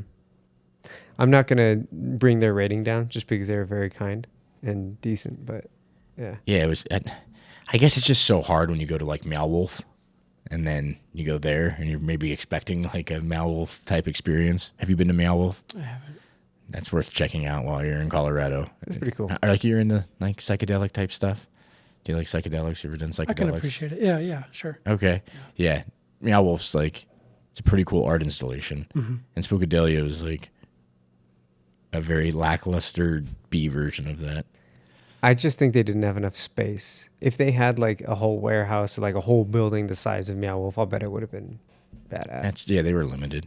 It was cool. Like they even had to go out into the back. You know what I mean? Like go outside because the structure itself wasn't big enough. That one room was cool. It was pretty sweet. That one room was fucking cool. I would like to see like something like that just throughout the whole thing. Yeah. You know, that's what's cool about living in a city, though. You get things like that. Sure. Like that's a pop-up art installation that you can go to with your friends on psychedelics and have a good time. You don't get that in rural places. Yeah. But, you know, whatever. I think that's why Denver is pretty appealing and why people just keep moving here. It's because you have that, but then go an hour and a half that way. You got mountains and snowboarding and hiking and all of the outdoors things. Yeah, you like a lot of outdoorsy stuff. Not like a huge variety. I don't have a lot of outdoor gear, toys, or anything. But I mean, like when I was living in the van, just kept it pretty simple. But just like ticking off national parks as I'm cruising around and just. What's your? Have you been to a lot of the national parks? A fair amount. Do you have a favorite?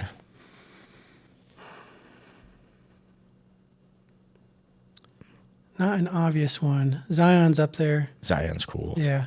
Have you been to Banff? I haven't. Yeah, I'd like to go to Banff. Same. And that's cool. And there's a music festival they do up there every year that would be really fun to go to. Zion's cool. Is that in Utah? Mm-hmm. Zion, yeah. Southern Utah. It's right by Monument Valley. We're fairly close to Monument Valley.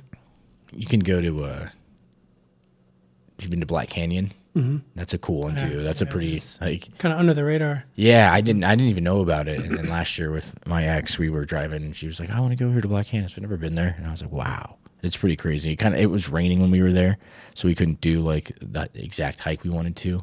I would have liked to spend more time there. That's a pretty cool national park.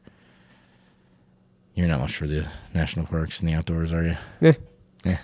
Nah. It's funny. You and I are different types of introverts. It Like, seems that way. Yeah. Like I'm very much like you're very much an adventurous introvert. I'm very much indoor. I'm a cat. Yeah. Okay. Yeah. Introvert where I just like to kind of just, recharge on my own within my own domicile. And then experience the city. I was like, I always try to figure out. Do you know what the Myers-Briggs personality type index is? Yeah, I'm familiar. I don't know what mine is. Okay, because like I'm always trying to figure everybody out. Okay. Yeah, I think you and I differ on the last letter. I think we're the same first three letters though. Okay. Yeah. Okay. I'm always trying to figure it out. It's fun. Do you feel like you've dialed in that skill over time? You get. Yeah. We're both into. I mean, I literally have my cognitive functions tattooed on my knuckles, which is part of the Myers-Briggs. It's more Carl Jungian than Myers-Briggs. Okay. Yeah. I think of it as some kind. And I was actually at Whole Foods today, and a dude in front of me in the line was asking me about these, and I was trying to explain it to him in a quick way.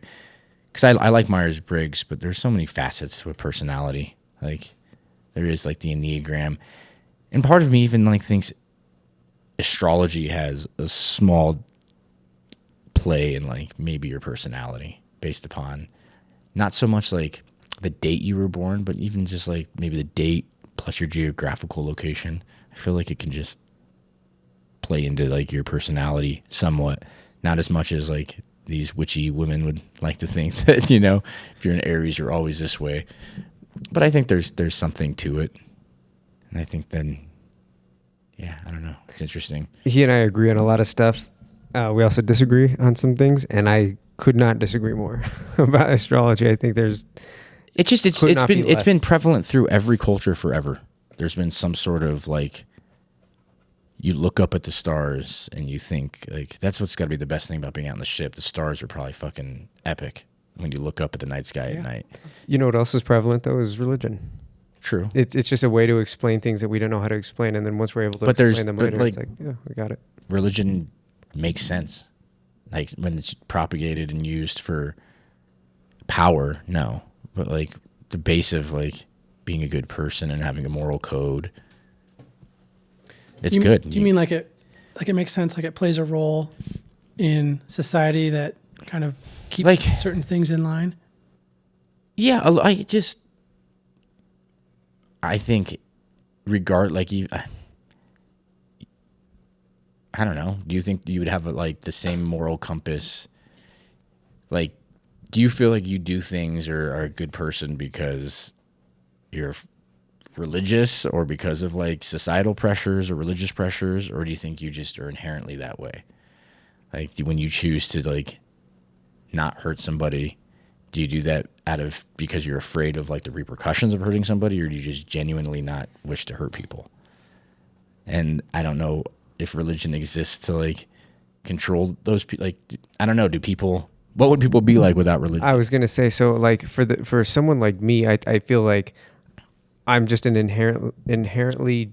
I like to think of myself as a decent person. Like I'm not gonna hurt people for no reason. I'm not just gonna try to take advantage of somebody because I can. That's the narcissist's job. There's a lot of them in society. So speaking to your point, though, maybe religion was like a necessary. I don't want to say evil, but a necessary thing to constrain those that would otherwise do harm to others by like convincing them that they shouldn't for some divine purpose. Or even if it doesn't convince them, like having the social pressure of everybody else, Sure. Absolutely. Like certain things are right or wrong. And because yeah, it can be seen through the lens of like religion was created to control people, but like, is that a bad thing? You know what I mean? And I'd never really thought about that until just now. No, like, well, I think it it is necessary to a certain point, but then if a narcissist or a manipulative person finds the Bible, right? That's like the Book of Eli. Exactly. Yeah. Like he has this, he just knows like this is such a powerful tool for control because people are so, some people want to be controlled, maybe. I think that there's different, I try to think in small tribes, you know, what's like the moral, you know, the 10 Commandments, what those look like in maybe a small indigenous tribe in North America. Like, did they, you know, they don't kill your tribesmen, but like they were brutal people that killed other tribes. And then you kind of need like a violent person. You might need the guy that can go kill like without much thought. You know, it's where like I couldn't do that. I would be up at night. You know, but then there's other people that could. And in some groups, like you need dynamics. So it's kind of corrals that. Yeah, it's like hard to think about sometimes. Or it's like, you know, because religion to me is kind of an antiquated thing. It's like we used it because we didn't have answers, and now that we get answers with science, it's like you can pick apart some of like the hypocrisy in the religion. But you know, you look at Christianity, the 10 Commandments still make sense for now. Like if you live by those for the most part, you're still going to probably be a good person. I just don't. Yeah, I would generally agree. I don't need the fear of like eternal damnation to keep me from hurting other people or killing people or doing unethical things. I just don't do those things because it innately feels wrong. The 10 Commandments and those like set rules are that's a deontological perspective, and what that means through the philosophical lens is they're rules that cannot be broken under any circumstance. And I tend to believe in consequentialism, which is more and utilitarianism, right? Which is there's always nuance to a situation, any situation. Like thou shalt not steal. If you look at the Bible, it's very hypocritical anyways. Sure. Like, you know, it's like don't hurt people, but an eye for an eye. They talk about things like that. And it's like, okay, well, which one is it? Sure. It's like, do I never, right? You know, murder's bad, but you can murder sometimes when they murder them. Like you just broke your own rule. Exactly. Yeah. And that's problematic fundamentally. But I think in general, the more well-rounded you are and the more nuanced perspective you have in life, probably the better you are through experience. I think that's why it's important to have experience. Probably going on the boat gives you like another perspective.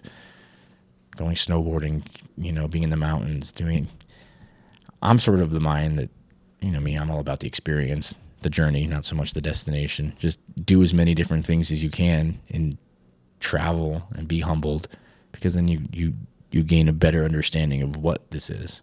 That's whatever the meaning of life is. You know, what's funny is the journey versus the destination, like personality, I think can be almost boiled down to that last letter of the Myers-Briggs type index. Like I feel like if you're a P personality, you tend to be more journey oriented. Mm-hmm. And if you're J, you tend to be more destination oriented. And it's the structure and preparation of the J, right? Versus the. Are you more journey or are you more destination?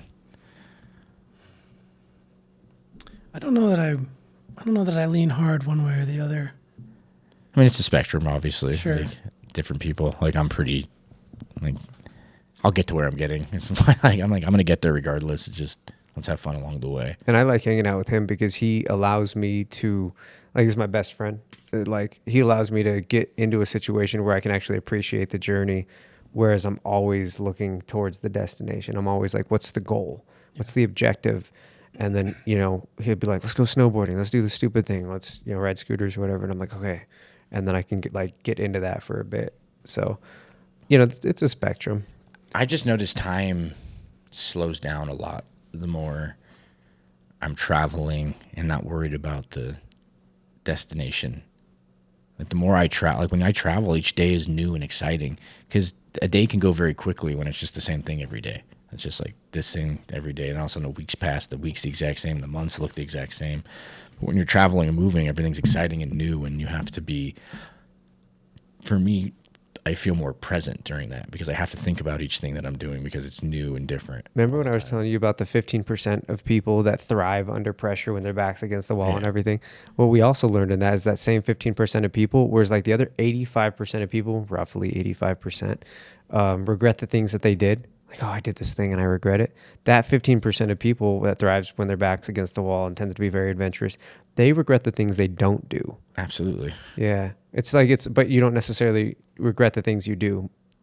Do you?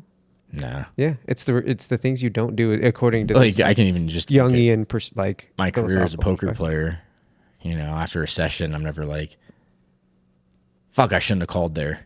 It's always like, I wish I had called there. Right. Or I wish I had done that. Or I should have did this. Never like, I wish I didn't do this. But, there's pros and cons to that sort of mindset.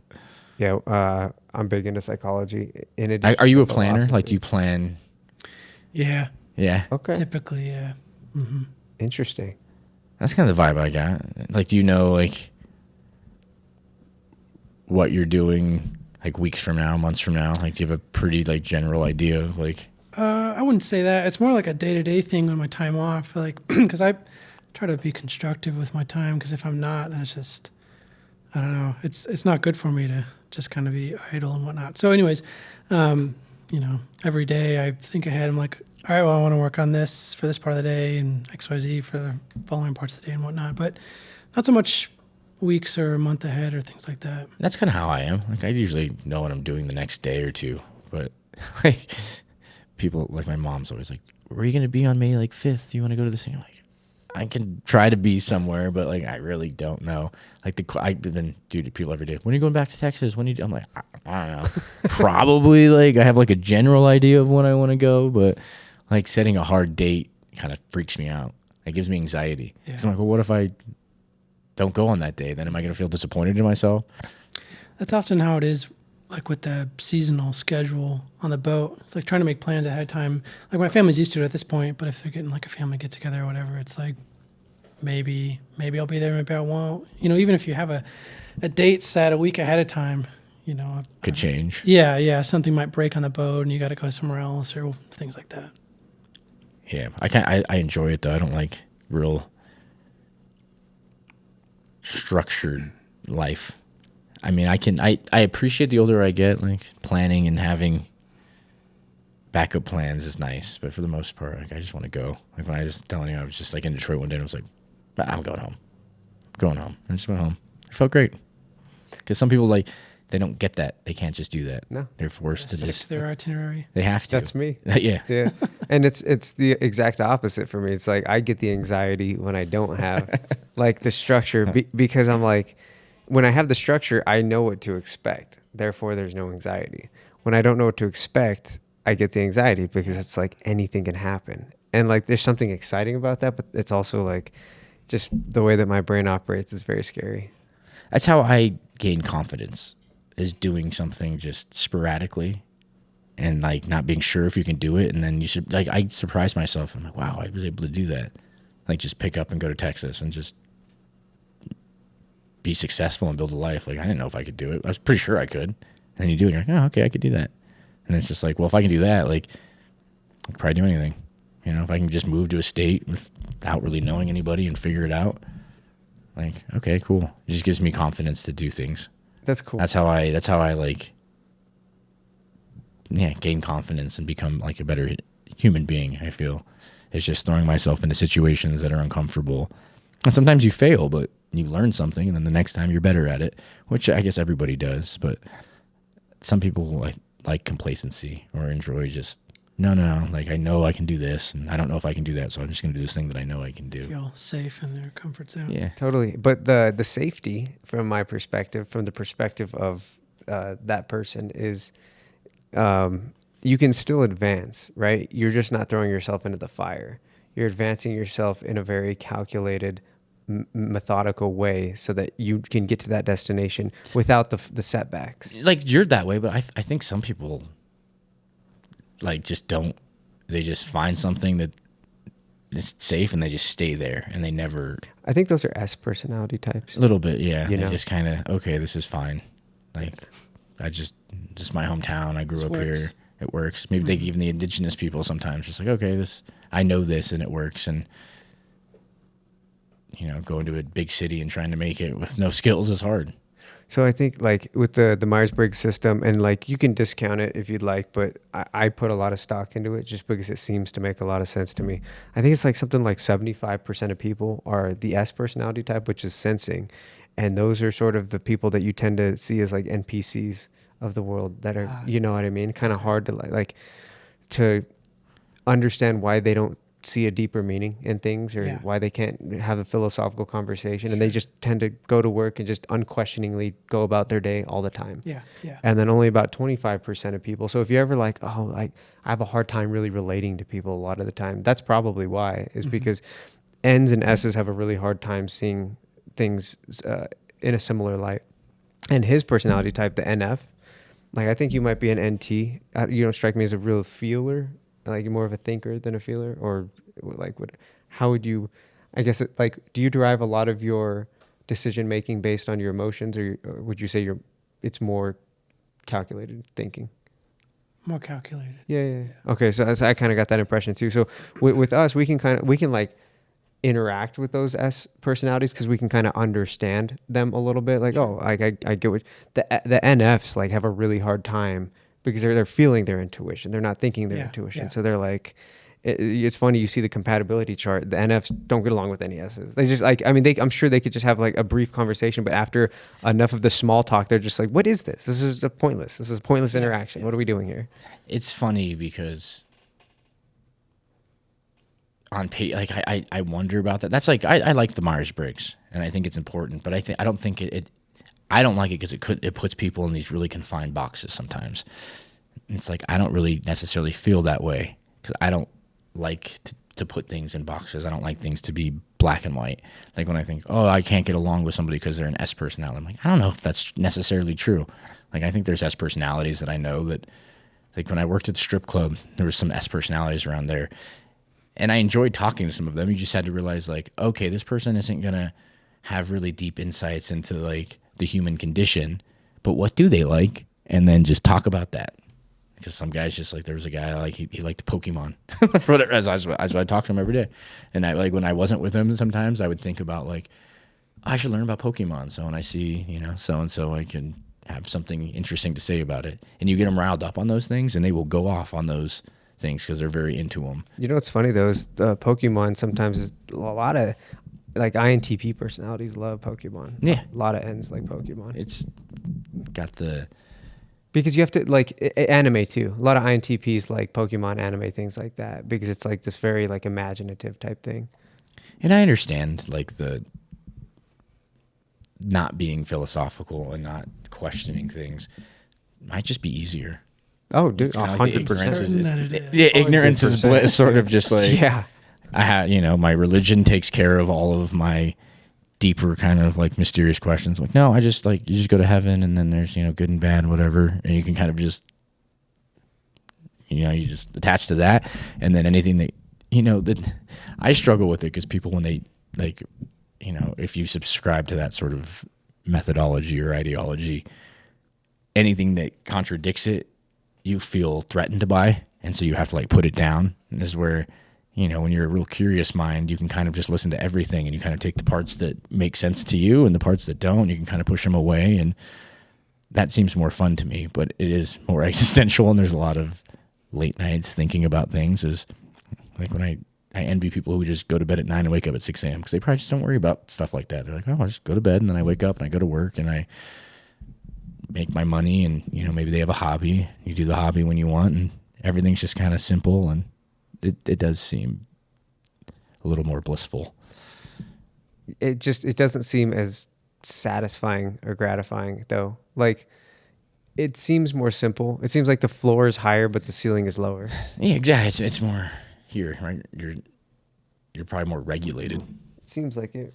As where it's easier.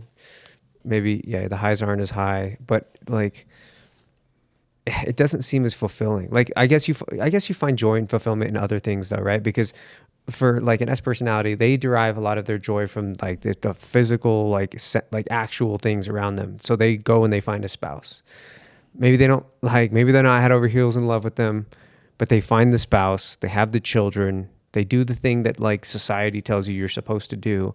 And then they get gratification knowing that they're doing what they're supposed to do. They're doing what society like perceives as like winning. I wonder if, people in that situation feel the same level of fulfillment as you, for example, when you're having some kind of existential crisis and philosophizing about it. You know what I mean? Sure. Yeah. Yeah. Hard to say, but when you have like the eureka moments, like when you are off on some sort of existential thread in your mind, and you kind of have those like aha moments, right? You have those epiphanies. Like, those are very fun. I guess the S personalities just don't have those.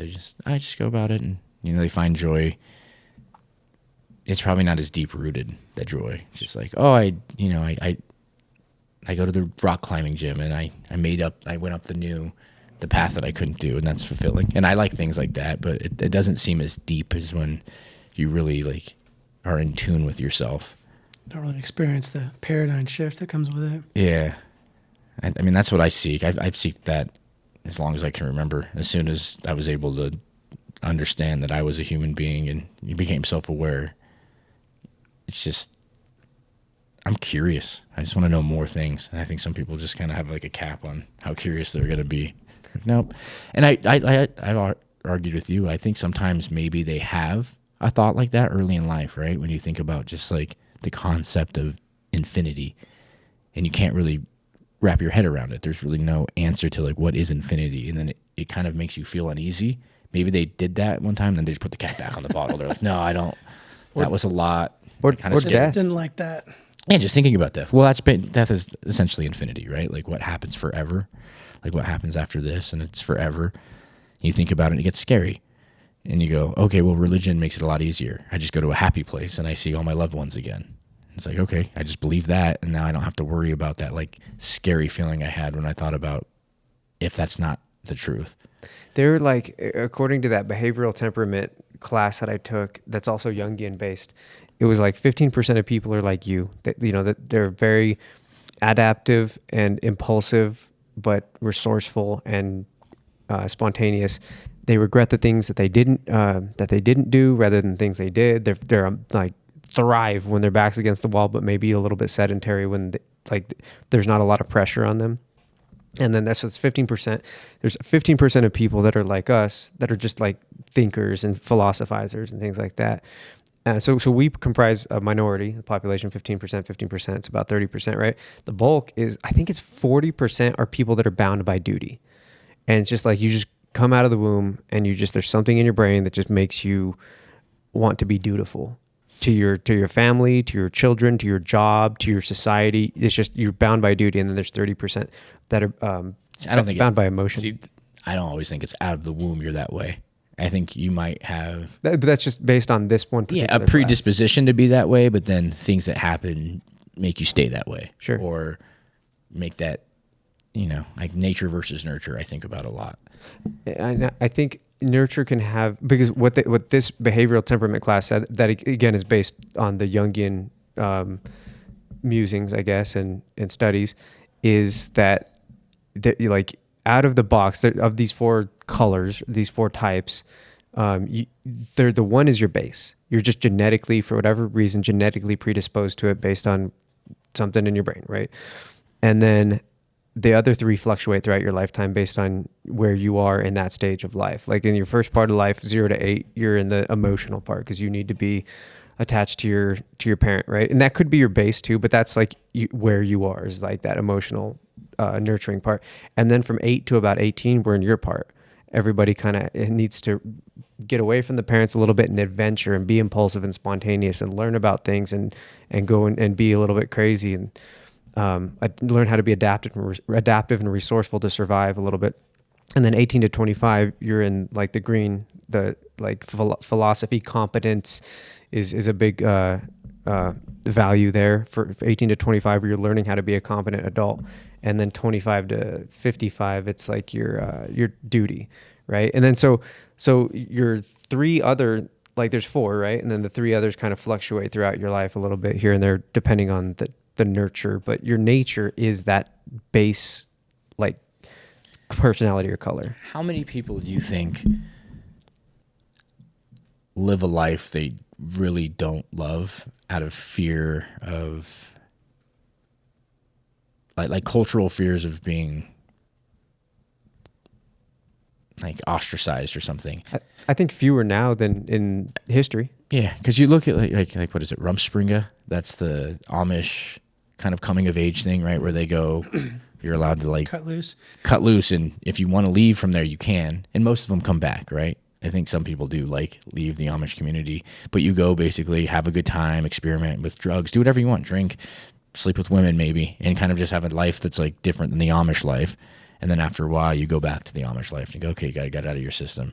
How many people do you think just go back, you know, it doesn't have to be Amish, but just thinking metaphorically, like have their Rumspringa or whatever that is, like, and you said from like 8 to 18, kind of like in your adolescence, you sort of explore and then just go back to like a normal life because they don't want to be viewed as a hippie or viewed as taboo or whatever. And they just kind of like adhere to these social norms that maybe they don't really feel connected to inside, but just are too worried about what happens if they really lean into something else. I don't know. I would say like for sure the 15% of people that are like the thinkers, like 100%. Like I'd say the 40% of people that are bound by duty probably go right back. And then, you know, maybe some of the emotional people and some of the adventure people, because the adventure people aren't all. Do you think you need that sort of dynamic? Do you think those percentages need to be the way that they are to have like a functioning society where there's lots of people? It seems to work out pretty well. I don't know if that's coincidence or not. Like if you took like an indigenous tribe in Alaska, maybe like 50 people, do you think those percentages would reign true? Yeah, probably. Do you think there's 15% of the people? Like that's what I'm saying. It's a small sample size, but like extrapolate that to like all of the villages and like you get 10,000 people or something like that. I would say probably. Do you think it's just necessary to keep like, do you think certain dynamics need to exist in society to keep it flowing well? And maybe when those numbers get kind of out of whack, when you have like more turmoil. Dude, you like it has to. Like imagine if 100% of people were bound by duty. You didn't have any thinkers or explorers or adventurers. Like inherently society is going to have a completely different. Do you think that comes with consciousness? Like when you look at like maybe large groups of like primates, you know, they obviously have different personalities. Do you think it exists in the animal kingdom where like there's certain personalities maybe amongst animals? My crackpot theory, I would say yes. And because my crackpot theory is I took that genetic test and I have that one gene that prevents dopamine, adrenaline, and noradrenaline from being processed properly. Whereas I think you might have the opposite. The gene actually has two different mutations. One's called the warrior, one's called the warrior. Do you think you were absolutely born that way? Yeah. Or do you think something could have happened to you traumatically that caused those like mutations to happen? Genetic mutation, like epigenetics can change throughout your life. Genetics are just the way you are when you're born. Gene, you were just born without that gene. Or with a mutation to that gene, right? So that's why I think that it's probably like, that's why I wonder if like these colors or these like base personality types are based on genetic defects, because when I was reading up on the COMT genetic defect, about 15% of people have the defect in like the direction that makes me, and then about 15% of people have the genetic defect that makes you. See, I don't even think of it as a defect because a mutation. Because everybody it's not normal. And well, yeah, but everybody's going to have some sort of mutation. 100%. Everybody's Yeah. genealogy is going to be a little different. Mm-hmm. So it's interesting, like, why that happens. And that's, to me, that's the nature. So when people talk about nature versus nurture, to me, the nature is just genetics. It's literally like because you have like 20,000 genes. So did whoever created the simulation, they're just like put in these metrics, like 15% of the population has to have this and that. To me, simulation theory is just they created the conditions of the initial universe. And then they just let the Big Bang happen, and then they just said, let's see what happens. They created the initial conditions, and that's it. And then 13 billion years or 26 billion years or whatever, like I guess they just thought that, or one scientist just figured out that the 13 billion years is way off, and it's 26 billion years, and nobody's been able to refute him, so it might actually be 26 billion years that the universe is aged or something. I don't know. Doesn't matter. But like this many years later, it's just upon those initial conditions, the Earth was created among all of the other planets and stars and rocks in the universe or whatever. And then it had the conditions to create life, and then life happened. And just based on all of the different variables, we ended up here talking about bullshit. So in your idea of the simulation theory, we have free will. We've talked about determinism. So I have a weird theory too, where it's like, this is based on fucking nothing at all. But the initial conditions there is free will. Like whatever created this in the first place it's free will. But it's not necessarily a simulation the first time it happens, per se. Because there has to be a first time it happens where it's not a simulation. Unless, based on as far as our brains can go. You know what I mean? But Explain a little more. it's hard to explain. So he's saying, like, let's say we are in a simulation, right? We can't prove that we aren't currently. If we are in a simulation, that means that determinism. An original, There was an original thing that happened. like before the simulation, there's an original timeline, basically. And then in that timeline, at some point, they decided to make simulations. And so in the original timeline, there's free will. But then in each subsequent simulation, it's deterministic. So, yeah, and so I see. Yeah, that's not necessarily what it has to be, because if it's a simulation where like it's The Sims, right? You play The Sims and you just let it go, and it seems to me there would have to be free will in each there's some- simulation, or every simulation would end up the exact same. They would already know. right. But that's why I think that I don't think this at all. It seems like you could guess, maybe based upon like you have infinite simulations, and then there's patterns that emerge. Yeah. So a fun thought experiment, though, is that like after AI takes off, right, and really starts to self-learn, is able to figure everything out, and all of the fundamental properties of the universe and everything, it then extrapolate based on what's happened, just based on, and like with quantum computing and infinite knowledge, go back to the origins of the universe and see exactly how everything will play out based on those initial conditions. And if that's possible, then is it able to then create a simulation that recreates the entirety of the universe based on the initial conditions of the Big Bang or whatever it was that started the universe? Mm-hmm. And then if we then are able to plug into AI and enjoy this endless utopia without pain or sorrow or whatever, we get bored and we go, I want to live a life where we can feel pain and sorrow, like Roy in Rick and Morty, and then we just like pick a life, like, oh, I think it'd be cool to be born in that year, in this city, as just any person, and then you just do it, and that life's already been lived. So that was the original life was free will, but every single time you live that life again, it's deterministic because it already happened. Interesting. Just a stupid little thought experiment. Yeah, but then what you were touching on earlier, where you talked about the guy's book, or where you kind of find your purpose within suffering, it seems that suffering is an important part of the human experience, where if you remove suffering, it's sort of dull, right? I mean, some people the Buddhists, that's their whole thing, like get rid of suffering, like, and your suffering as caused from your desires. So if you eliminate your wants and your desires and sort of just focus on like eating and being healthy, then you don't really have too many desires, then you don't really have suffering, because your suffering comes from your desires, which ultimately is caused by expectation. And then when you're not reaching your expectations, you feel sad. But if you remove expectations, remove desire, then there's no suffering, and then you're inherently just more content.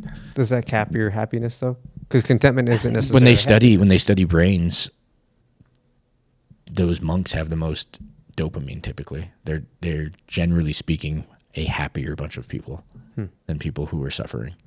But do you become like, even if you have more dopamine, do you become accustomed to having more dopamine? Because from what I understand, the brain, like when you get too much dopamine, Maybe it was the brain will reel serotonin. it back.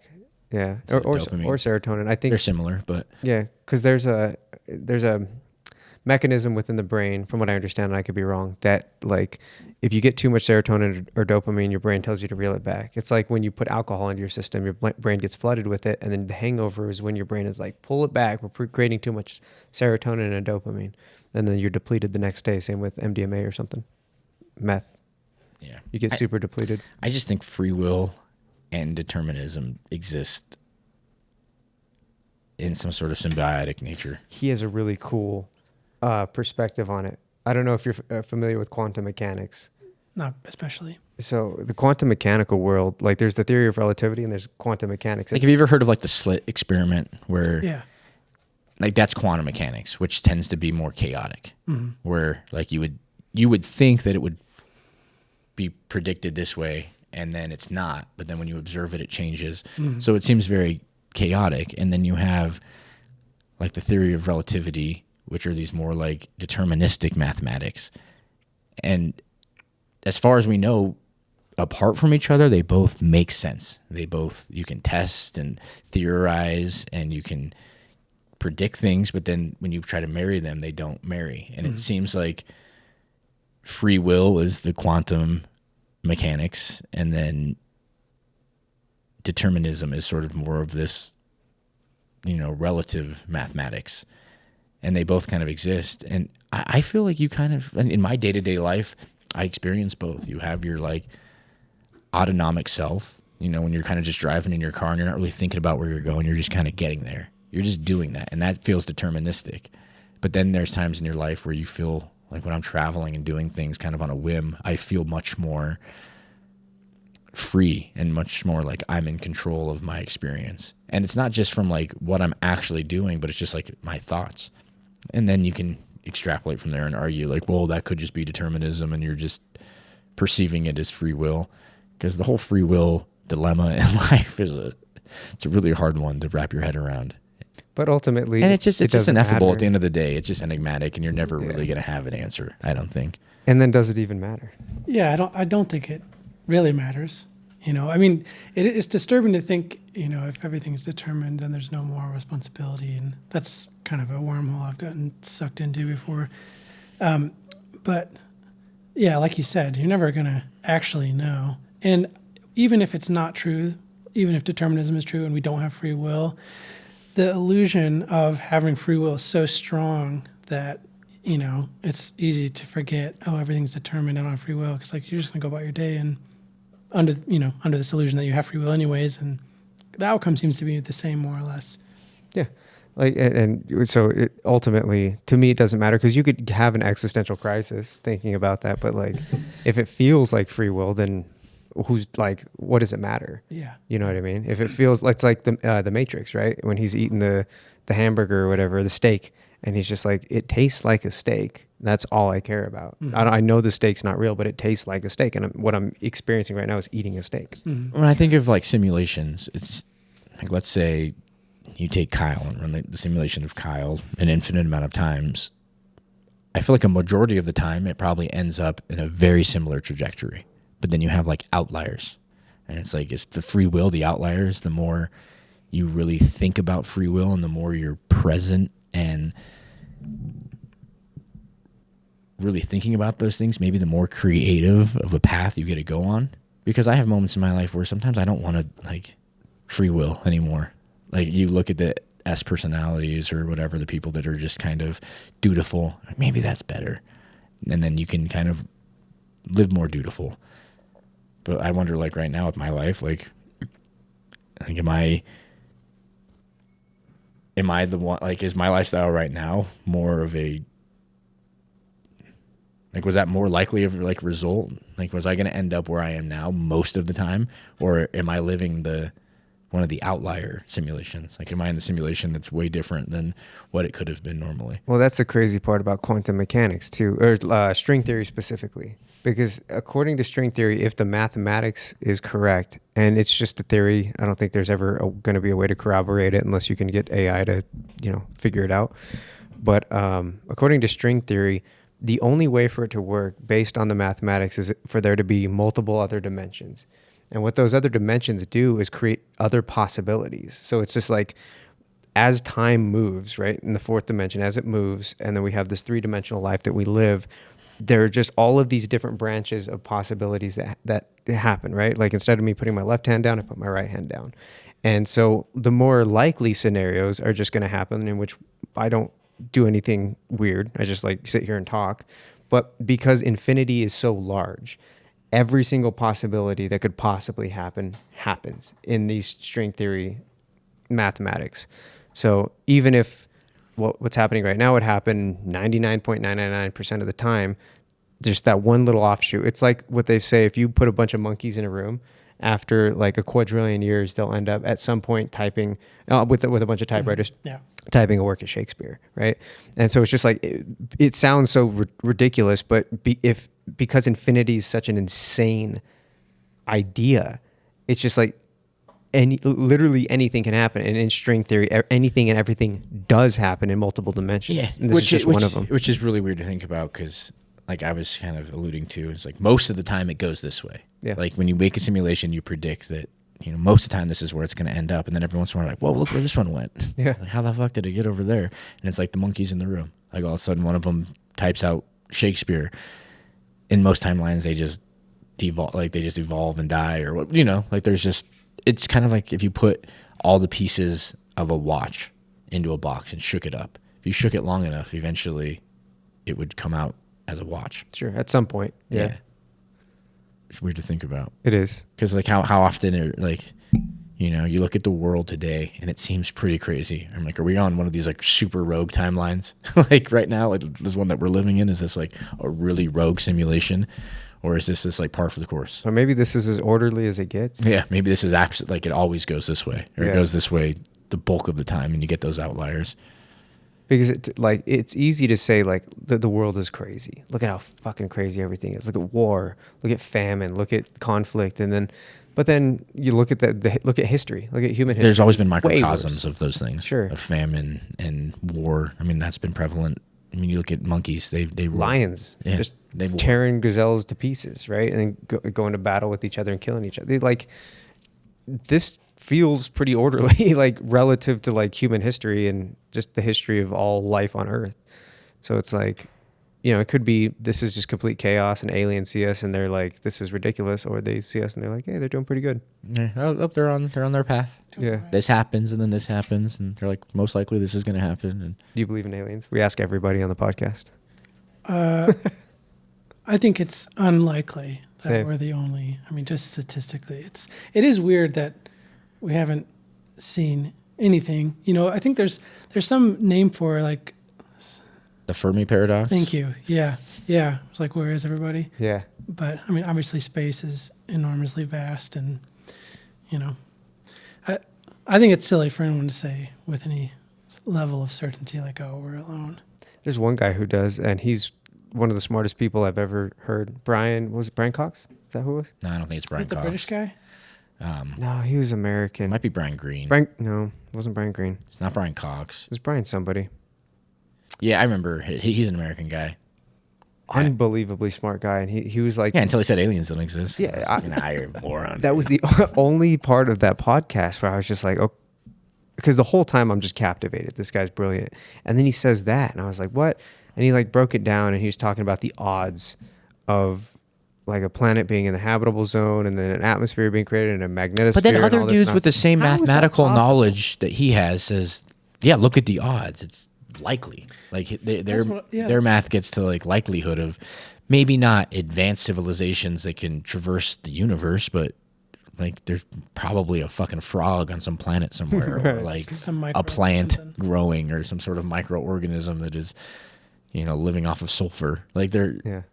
I think there has to be, but and then dang it, you do psychedelics, and you get like a whole other perspective on things. Like you go to realms and you like you do psychedelics and you realize the couch is kind of alive. You're like, that thing's kind of got its own thing going on, which is like crazy to think about. But when you're on psychedelics, like that feels more real than anything. Like that's what's crazy to me sometimes. On like, I don't know if you've ever tripped. You don't have to answer the question on here if you don't want to. I'm very upfront with my like psychedelic use, and sometimes when you're tripping really hard and you're in those worlds, like that feels more real than this reality. And then when you come back to this, that's like sort of where your ego, I think, gets in check. You're like, holy shit, there's a whole other thing out there. And maybe it's just chemicals in my brain doing weird shit, and that's probably what it is. But when it's happening, it feels more real than anything that you ever experienced. It's like it's just the reality feels like the Matrix. Sometimes. It's like you get back and then you get to eat mushrooms, this thing that grows in the ground, and now all of a sudden the veil's lifted, and I'm seeing things for what they really are. And it's very bizarre because it's like it's perception and it's perspective, right? Because you like you can look at the MRI of a brain on psychedelics and like the whole brain's lighting up. So rather than just seeing it from your usual first person perspective, people on psychedelics can see it from various perspectives because just different parts of their brain are being utilized and activated that aren't typically being used. And so through those various perspectives, it could just be that you're fooling yourself into thinking you're seeing things with the veil lifted when really you're just seeing things, your brain's just being, different parts of your brain are being activated. Yeah, well, mushrooms are weird though, because when I've eaten lots of mushrooms, like I have felt the mushrooms like speak to you, and that it feels like there's a presence sometimes guiding you into like modes of thought, or even like speaking to you, like an actual voice, and it's more telepathic, but it's like, you're like, what is that? Like what is that? Because it doesn't feel like you. No, you're like, I don't know what that is. I've never had that thought before. Like Same kind of experience too. yeah, and you're just like, wow, okay. Like it's like this mushroom's in me and it's teaching me something, and it's like, what is that? And the craziest part too is like, especially with mushrooms, and I mean LSD is created with a fungus as well. I can't remember. Ergot. Thank you. And so it's like these are, fungi, and then fungi is its own thing that seems to have a mind of its own, irrespective of psychoactive, drugs or whatever. And then, so it's like, is the fungi actually activating something that is related to the fungi? That's speaking to you through those substances. It's weird when you think about mushrooms too, because there's ones that make you feel that way, and there's ones that will just straight kill you. Yeah. And there's ones that just taste good. And there's tons of like different fungi on the planet, right? It's like, I think we think we've only scratched the surface of all of the fungi that have been discovered in mycelium and everything. And then you look at the mycelium networks underneath like forests, and they're moving nutrient. Like it's like they're orchestrating life sometimes. And you're like, wow, what is this? And they're orchestrating life in a way to like keep them alive. Yeah. It's like they're in control of these large like networks of trees and other plants, and it's like they're keeping all of the like when things decompose, the mushrooms come up and eat. It's just like, what the hell is happening? And there's so many moving parts. And they're on every single living organism. Yep. They're in our gut. They're on our body all the time. Various different strains of you get fungi. real into conspiracy theories. You're like, oh yeah, those are aliens. The mushrooms are aliens. Could be. A rock hit. Could be. Transpermia happened. Now they're taking over, but it doesn't seem malicious necessarily. It almost just seems like it keeps everything in balance a little bit. Naturalized. Yeah. And so when people talk about aliens, like I feel like there has to be fungi elsewhere. There has to be. You would think. Right? Like it's just, they can survive in such crazy conditions and are so resilient. And it's so hard to like get rid of like one strain of fungi, let alone all of them on Earth, that like it just seems like if life was going to make it from planet to planet or solar system to solar system, that's how it would happen. Almost more than like finding out how to traverse space and time quickly. It's just like it was just on a rock that got exploded from another impact, and then it just traveled for a really long time to get here. Yeah. And then it got here. And while it was on that rock, it was just able to live somehow. Like that giant asteroid it was buried deep inside, and there was enough nutrients. Just waiting for the conditions to be available for it to thrive. Yeah, or even having some ability to be dormant. Yeah. And then when the new conditions arise, like boom. And then maybe it's like some guy just plugging fucking new data into a simulation, and then There it goes. If this is a plugging in some new code, and then all of a sudden the mushrooms get to Earth. if this is a simulation, it's like I wonder if there are adjustments that are ever made throughout the simulation. It's even you know what I mean? Just like think I'm gonna about throw this in. if there's a simulation, like how important is the human aspect of the simulation? Is that what the simulation was created for, to study humans, or does that have nothing to do with anything, and that's just like a byproduct of like a grander scale of like what they wanted to see what the universe would do? Right. Like this is just like, as far as we know, it just looks like mold on an apple. And and maybe when we look out into the telescope and we see, like we're using our scientific methods to see black holes that are, hundreds of thousands of light years away or whatever, and look at galaxies and measure how far away and binary stars and everything. But maybe, what if I'm not this guy? But like, what if it's all an illusion? What if Earth is the simulation really? Like, which brings me to my question: have you thought about like taking over the boat and going to the edge of the flat Earth? I've been tempted, but Okay. yeah, haven't been able to convince shipmates. That's why you just got to do it yourself, because they're all in on it. That's the thing. They're going to be able to talk them into it. Yeah. Yeah. It's just a Truman Show and you're the guy. It's just Because according to flat earthers, there's like, maybe 1 million of them, and they all know something. Million? You think there's 1 million? I hope lot. not, but fuck. That sounds like a lot. Maybe just because they're so loud, it seems like there's more. Right. There's probably, I hope there's severely, I hope there's way less. I hope there's about 100 of them. But you get onto Instagram and any comment section has one saying something.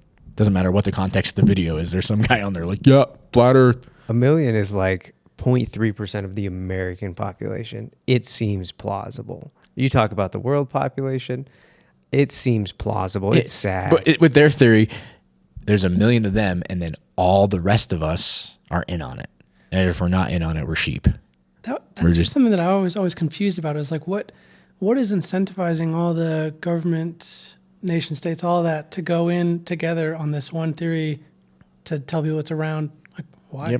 Yep. Because think if you're like a really unsuccessful kind of lazy person who doesn't take accountability for their life, it's much easier to just blame some grand conspiracies to the reason your life's not going so well than look inward and go, oh, maybe it's because I don't try that hard and I haven't applied myself, and Very well could be. I've been a victim most of my life. It's much easier to just, no, there's a grand conspiracy against me. The mental gymnastics you have to do though to get there is like, it's impressive almost, like rather than just taking accountability. And it's like, you live in a world where sometimes it seems like it's really hard to get ahead.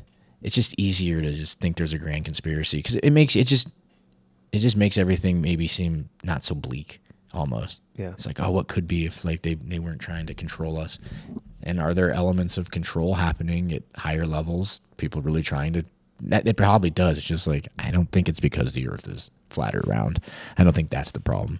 And it also, when you start to believe that, it's like if there are actual issues of, elites controlling and manipulating the economy and reality, when they hear you bitch about the earth being flat, they're like, yeah, that's the problem. And keep on that one, because as much as if that's what you're worried about, you're never actually gonna.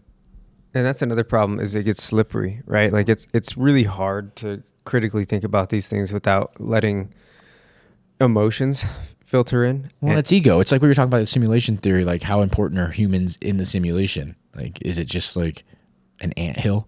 Like, oh, those ants, like how much do those ants dictate the rest of the universe? But because of our ego and how individualistic sometimes the human experience feels like, it's just like, no, it's so self-centered. It's like, we're just part of this little tiny, rock in the middle of nowhere. Yet we want to think the simulation was created to see how humans evolve every single time. It's like, maybe nobody even really matters what the humans are doing. Maybe we're just such a like minuscule life form. It's super egocentric too, is religion, right? It's like God created Earth. Like what, like as if the rest of the universe doesn't exist or isn't applicable. It's like it's everything. Well, about that's us. that's the flat earthers, right? They're like, Yeah. there is no actual universe. All of that is made up to make you feel like this Significant. isn't important. Yeah. And then you have some conspiracy, like same thing with aliens. Like, why would aliens come to visit Earth? Like, if what makes humans so special? And like, that's a good argument. It's just, Why to be would fair, why like- would they come here? I was watching a clip of Neil deGrasse Tyson, kind of talking on that point. He was saying, if you think about chimpanzees or gorillas that they were able to teach some very, very rudimentary sign language to. And that's a pretty smart animal, and we share with chimpanzees, we share all but 1% of our DNA. So he was saying like, well, if you think of like an alien race that's intelligent and developed and everything, and let's say they have, 2 or 5% different DNA from us, and they're that many steps removed or above or ahead of our intelligence, like, why would they bother? When was the last time you talked to an earthworm? Was what he said. Yeah, it would be like you're gonna go try to teach monkeys math. Yeah, Right. You can maybe, some monkeys might be able to learn 1 + 1 = 2, like some, but how are you going to teach them quantum physics? So I heard that If the alien technology is that far ahead, they'd come here and be like, how are we going to teach them what we know? Sure. And that's sort of like the Bob Lazar thing, right? He's like, we had this spacecraft that we found, and the technology is so fucking more advanced, we can't even begin to back engineer it. Like, we can't, like, it. Be like if you gave a monkey a motor, like, how does this motor work? The monkey's never going to figure out how the motor works. is Bob Lazar that liar guy? so they actually I read something the other day that in all the experiments that they've done with like chimpanzees and orangutans where they're solving problems and doing puzzles and things, they've never once asked a question. Which is like The monkeys have never asked a question. Nope. Yeah. So maybe it's similar with like us, and then whatever else is out in the universe is just like, but it's not a question. It's something that they're waiting for us to be able to do. I think actually gorillas can ask, can I have that? Okay, because I'll send you the article. I read that these, like in all these experiments, they've never asked a question. What about what you were saying earlier about dolphins and the complexity of their language? Yeah. Maybe they're asking questions all the time. Right. Yeah, we just don't know. Right. We And so we're just like, we can't understand. communicate with them. Yeah. And so, yeah, I wonder if it's maybe that on a cosmic scale where it's not questions. Maybe it's something we can't even think of. Yeah. And the aliens are just like, or the extraterrestrials or whatever, are just like waiting. You said you had an experience like that on psychedelics where you're like, what am I seeing? And they were like, you're seeing it. This is a crazy thing. This happened a long, long time ago. I would never do psychedelics these days because I'm a responsible adult. But one time I was on this particular psychedelic, and I was I was with some friends. We were listening to music, and it was just, I was getting these pretty trippy visuals. And I remember I was looking at the visuals, and I was like, it was a pretty strong psychedelic, and you're still coherent, and like you have your wherewithal. You can still converse with people. You're not crazy. You're not on meth or anything. You're there, and I'm seeing this these like mathematical equations, but they're not. It's not like numbers. It's just like this alien. Like, it's hard to even explain what it is, but it's like I know it's an equation. I know they're equations. Something's showing me equations. It wants me to know what, like, it wants me to see these equations. And I remember I'm seeing them, and I'm like, I don't know what that is. And I'm like, you're like telepathically communicating a little bit, and I'm like, I don't know what that is. And I keep getting them, and I'm like, I know you're trying to show me something, but I don't know what that is. And so this goes on for like 5 minutes, and I'm seeing just like these unbelievably complex equations that I like can't even necessarily read. They're like in like shapes that don't exist in reality and stuff. And I'm just like, and then I finally go, oh, I don't have the capacity to understand what that is. And then it's just like, I got this like confirmation, this telepathic confirmation, like exactly. It was like whether it was the meaning of life or whatever. And again, it sounds schizophrenic, but it's like whether it was the meaning of life or it's like it's like, we'll show you, but like you're not going to get it. This is the equation. This is like the mathematics. This is everything that you need, that we know that you can know, but you don't have the capacity to understand. And I was like, oh, that makes me feel a little better. But like, thanks for showing me. I was weird. It's like, it was cool. It exists, but I can't know it. So it's like, is that cool? It's like, it's nice to know that it exists, but like, you're never going to understand it anyways. Maybe that's just like what, death is and infinity. It's like, it's fine. Like, it's out there, but you're never going to really understand it. Because that's the thing is like, logically, for like, based on how we can process things in like, infinity has to exist. Like, something had to have been the first thing that existed, like otherwise we wouldn't exist, right? And so you get into those thought loops where it doesn't make sense, but it's just possible that it's just not outside of the realm of our that's personalities are, comprehension. right? They're like, what's the point of trying to understand something you'll never understand? Sure. And my mind's like, no, I want to just get a little bit closer each time. Yes. And like, I'm like, no, because every time, like I do get closer sometimes. Because the S personality, I think a lot of the time it's like it's an obstacle to just living your life and being a productive, successful person. So Well, yeah, to philosophers and, yeah. we're not, if everybody was a philosopher, nothing would get done. Right. We'd all just be Right. sitting in our robes, It might. eating grapes, thinking about the meaning of life. We wouldn't be as productive. We could probably be productive still. We just wouldn't be as productive as a society. Yeah, We just but like, wouldn't you look at like Seneca and a lot of the Stoics and like the older philosophers and psychologists, they usually came from pretty like well-to-do families. They came from successful families because when you have all your needs met, then you're able to. that memory card's done. Oh no! Good. We'll finish this up anyway.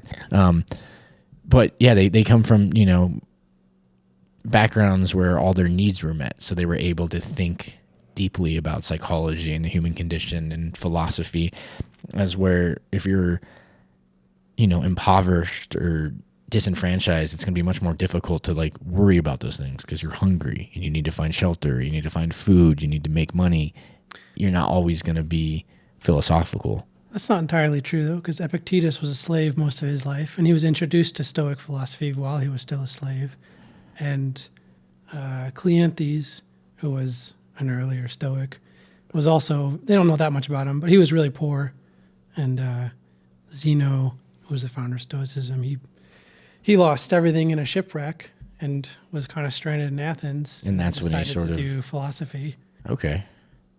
So that almost like speaks to my point about whether or not it's genetically predisposed to like be interested in something like that, Or, like, irrespective of Had his culture. ship never wrecked and he didn't lose everything, would he have just never even gone down that road? Yeah, maybe He'd not. lived his whole life and As a merchant like he was. right? Because I think a lot of people have epiphanies because of tragedy. It's sometimes a response to trauma. There's some argument that people that are terminally ill, once you reach acceptance, they say that's like sometimes like that was the best part of their life was after like they grieved and done all the things and they just had maybe a year or two left, but they were just happy and every day was just a blessing. And those sometimes were more grateful for those days. And you may have never had that. A lot of people go through their whole life maybe never feeling grateful because they don't have anything to feel grateful for. They don't have the impending doom to kind Context of, to appreciate it. It's interesting. And I think that's what like the Stoics kind of preach, right? Is be aware of your own death. You should think about your own death every day and realize that this is maybe the last podcast you'll ever do. Or when even if you're into rock climbing, maybe this is the last time you'll ever go to your rock climbing gym and get to climb rocks. And if you think about that, it makes the experience better because you're more present, because you're grateful and in the moment every time you do the things that you do. Definitely. I even think like the Buddhists think that way, just trying to be present. See, it's weird. I don't necessarily get that. Like, I have this weird perspective, and I know your camera's. I don't. Who gives a fuck, dude?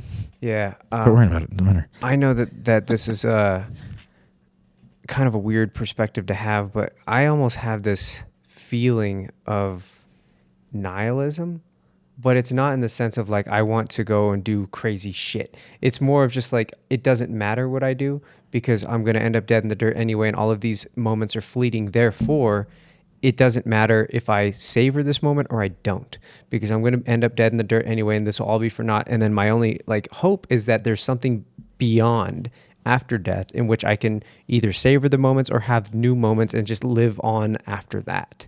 And so I have this like, it's a weird nihilism. Yeah, but see, why I don't like that is because, okay, we could die and then you don't remember any of this. It doesn't exist. On the off chance that that's not true, like might as well savor the moment so you have those memories. I mean, well, I'm here, so it's like I may as well. Yeah, exactly. That was my thought too. It's like you say, it doesn't matter whether you savor it or not. And that might be true like on a bigger scale or to people outside of your subjective experience. But if you're putting effort into savoring or be feeling grateful for moment to moment, day to day, that it definitely matters for your experience. So I would think, especially if for someone who's nihilist leaning, well, I guess I don't know that too much about nihilism, but it seems like it does matter specifically for you and only you. Absolutely. And I think that's like more of, because I do have that destination oriented type thinking, and you guys have the journey oriented type thinking a lot of the time.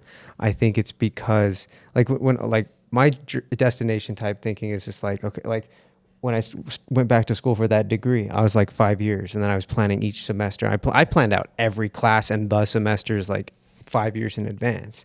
So it's like I just have this weird innate like forward thinking, like, So let's say the final destination is 90 years old on your deathbed. Sure. Then what? What do you mean? You just look back at your life and go, man, I planned all this. This is cool. No, nothing like that doesn't matter. That's the nihilist like perspective. It's just like I can look back and be like, damn, a lot of that shit was cool, and then I die. That's it. What would have to change for it to make it matter? Do you think like when you're on your deathbed, you're going to wish that more of it was cool?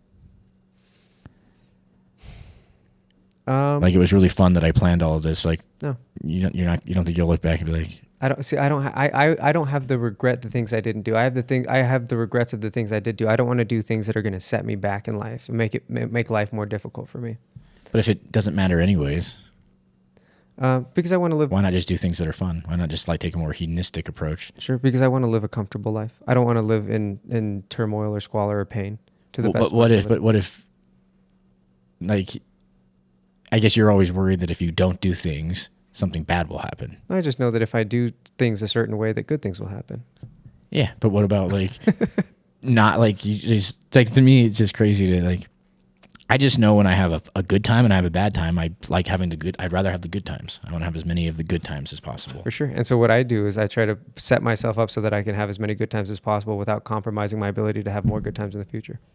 And so that I can have more good times in the future. Even if that means you have to give up some potential good times in the meantime. A little bit. Yeah. It's like a compromise. It's just like this perpetual equation that I'm doing in my head where I'm like, okay, like what's the best method of going about my life such that I'm not exhausting all my resources right away. You know what I mean? Like, and so you obviously, you don't want to like put yourself in a position where you're saving all your money and doing absolutely nothing. But you also don't want to put yourself in a position where as soon as you get the money, it goes out the window, and then you're like, how am I going to make more money to do more cool, fun things? So it's like, it's just a very calculated method, and it's just the way my brain operates. Yeah, see, my fear right is or wrong necessarily. You could do all of that and then just get hit by a bus. You could walk outside and get hit by a car. For sure. And it's like, fuck, I should have done the fun shit. But why want I do some of that fun shit? But then you start playing probabilities, right? Because like, again, everything's math to me. So it's just like, what's the probability of me getting hit by a bus or dying? It's like very, very low. So I can probably go about doing like, what's the probability of me like not getting hit by a bus, spending all the money that I have, and then, and then being bankrupt and having to figure things out after that. Yeah, never worry about that. I have like an abundance mindset. Yeah. I'm like, fucking Elon Musk and Jeff Bezos have all of that money. Like, I can get some of that. If I have no money, I can get money. For sure. Yeah, mine. I like to think of myself as like pure neutral. Like you ever see like the Dungeons and Dragons? What do they call it? Like the neutral and like evil and good. I was just talking about this last night. There's lawful, neutral, and chaotic, and then there's good, neutral, evil. Yeah. He's chaotic good. I'm neutral. Okay.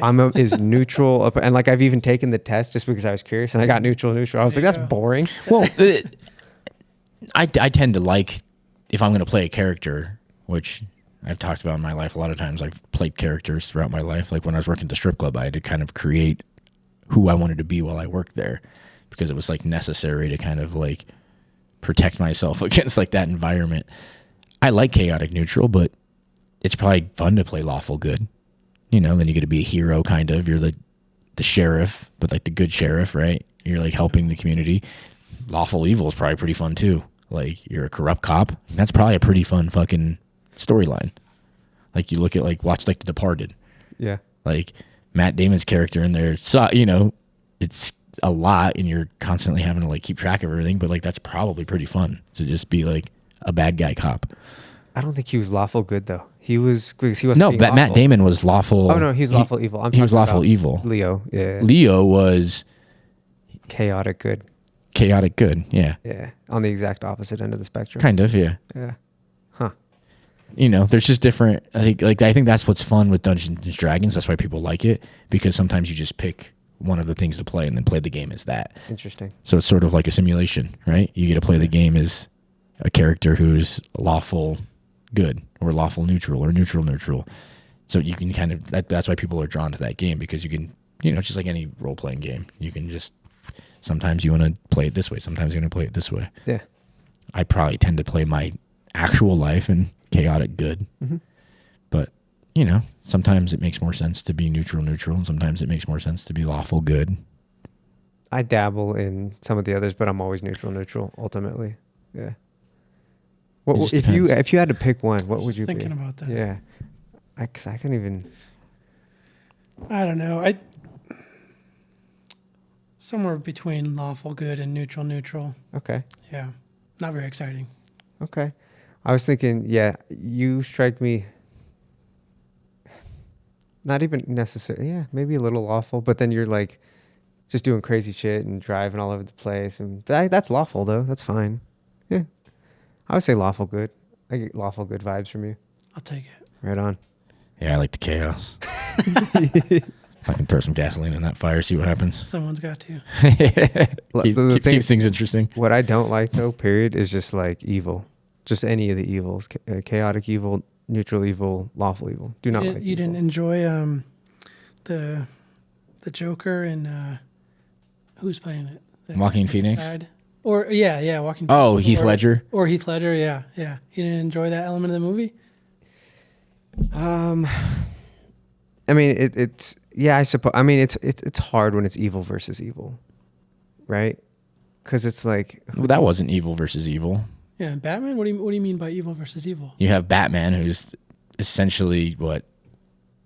Mostly lawful good. Lawful good. Maybe a little bit chaotic good. Yeah. that's true.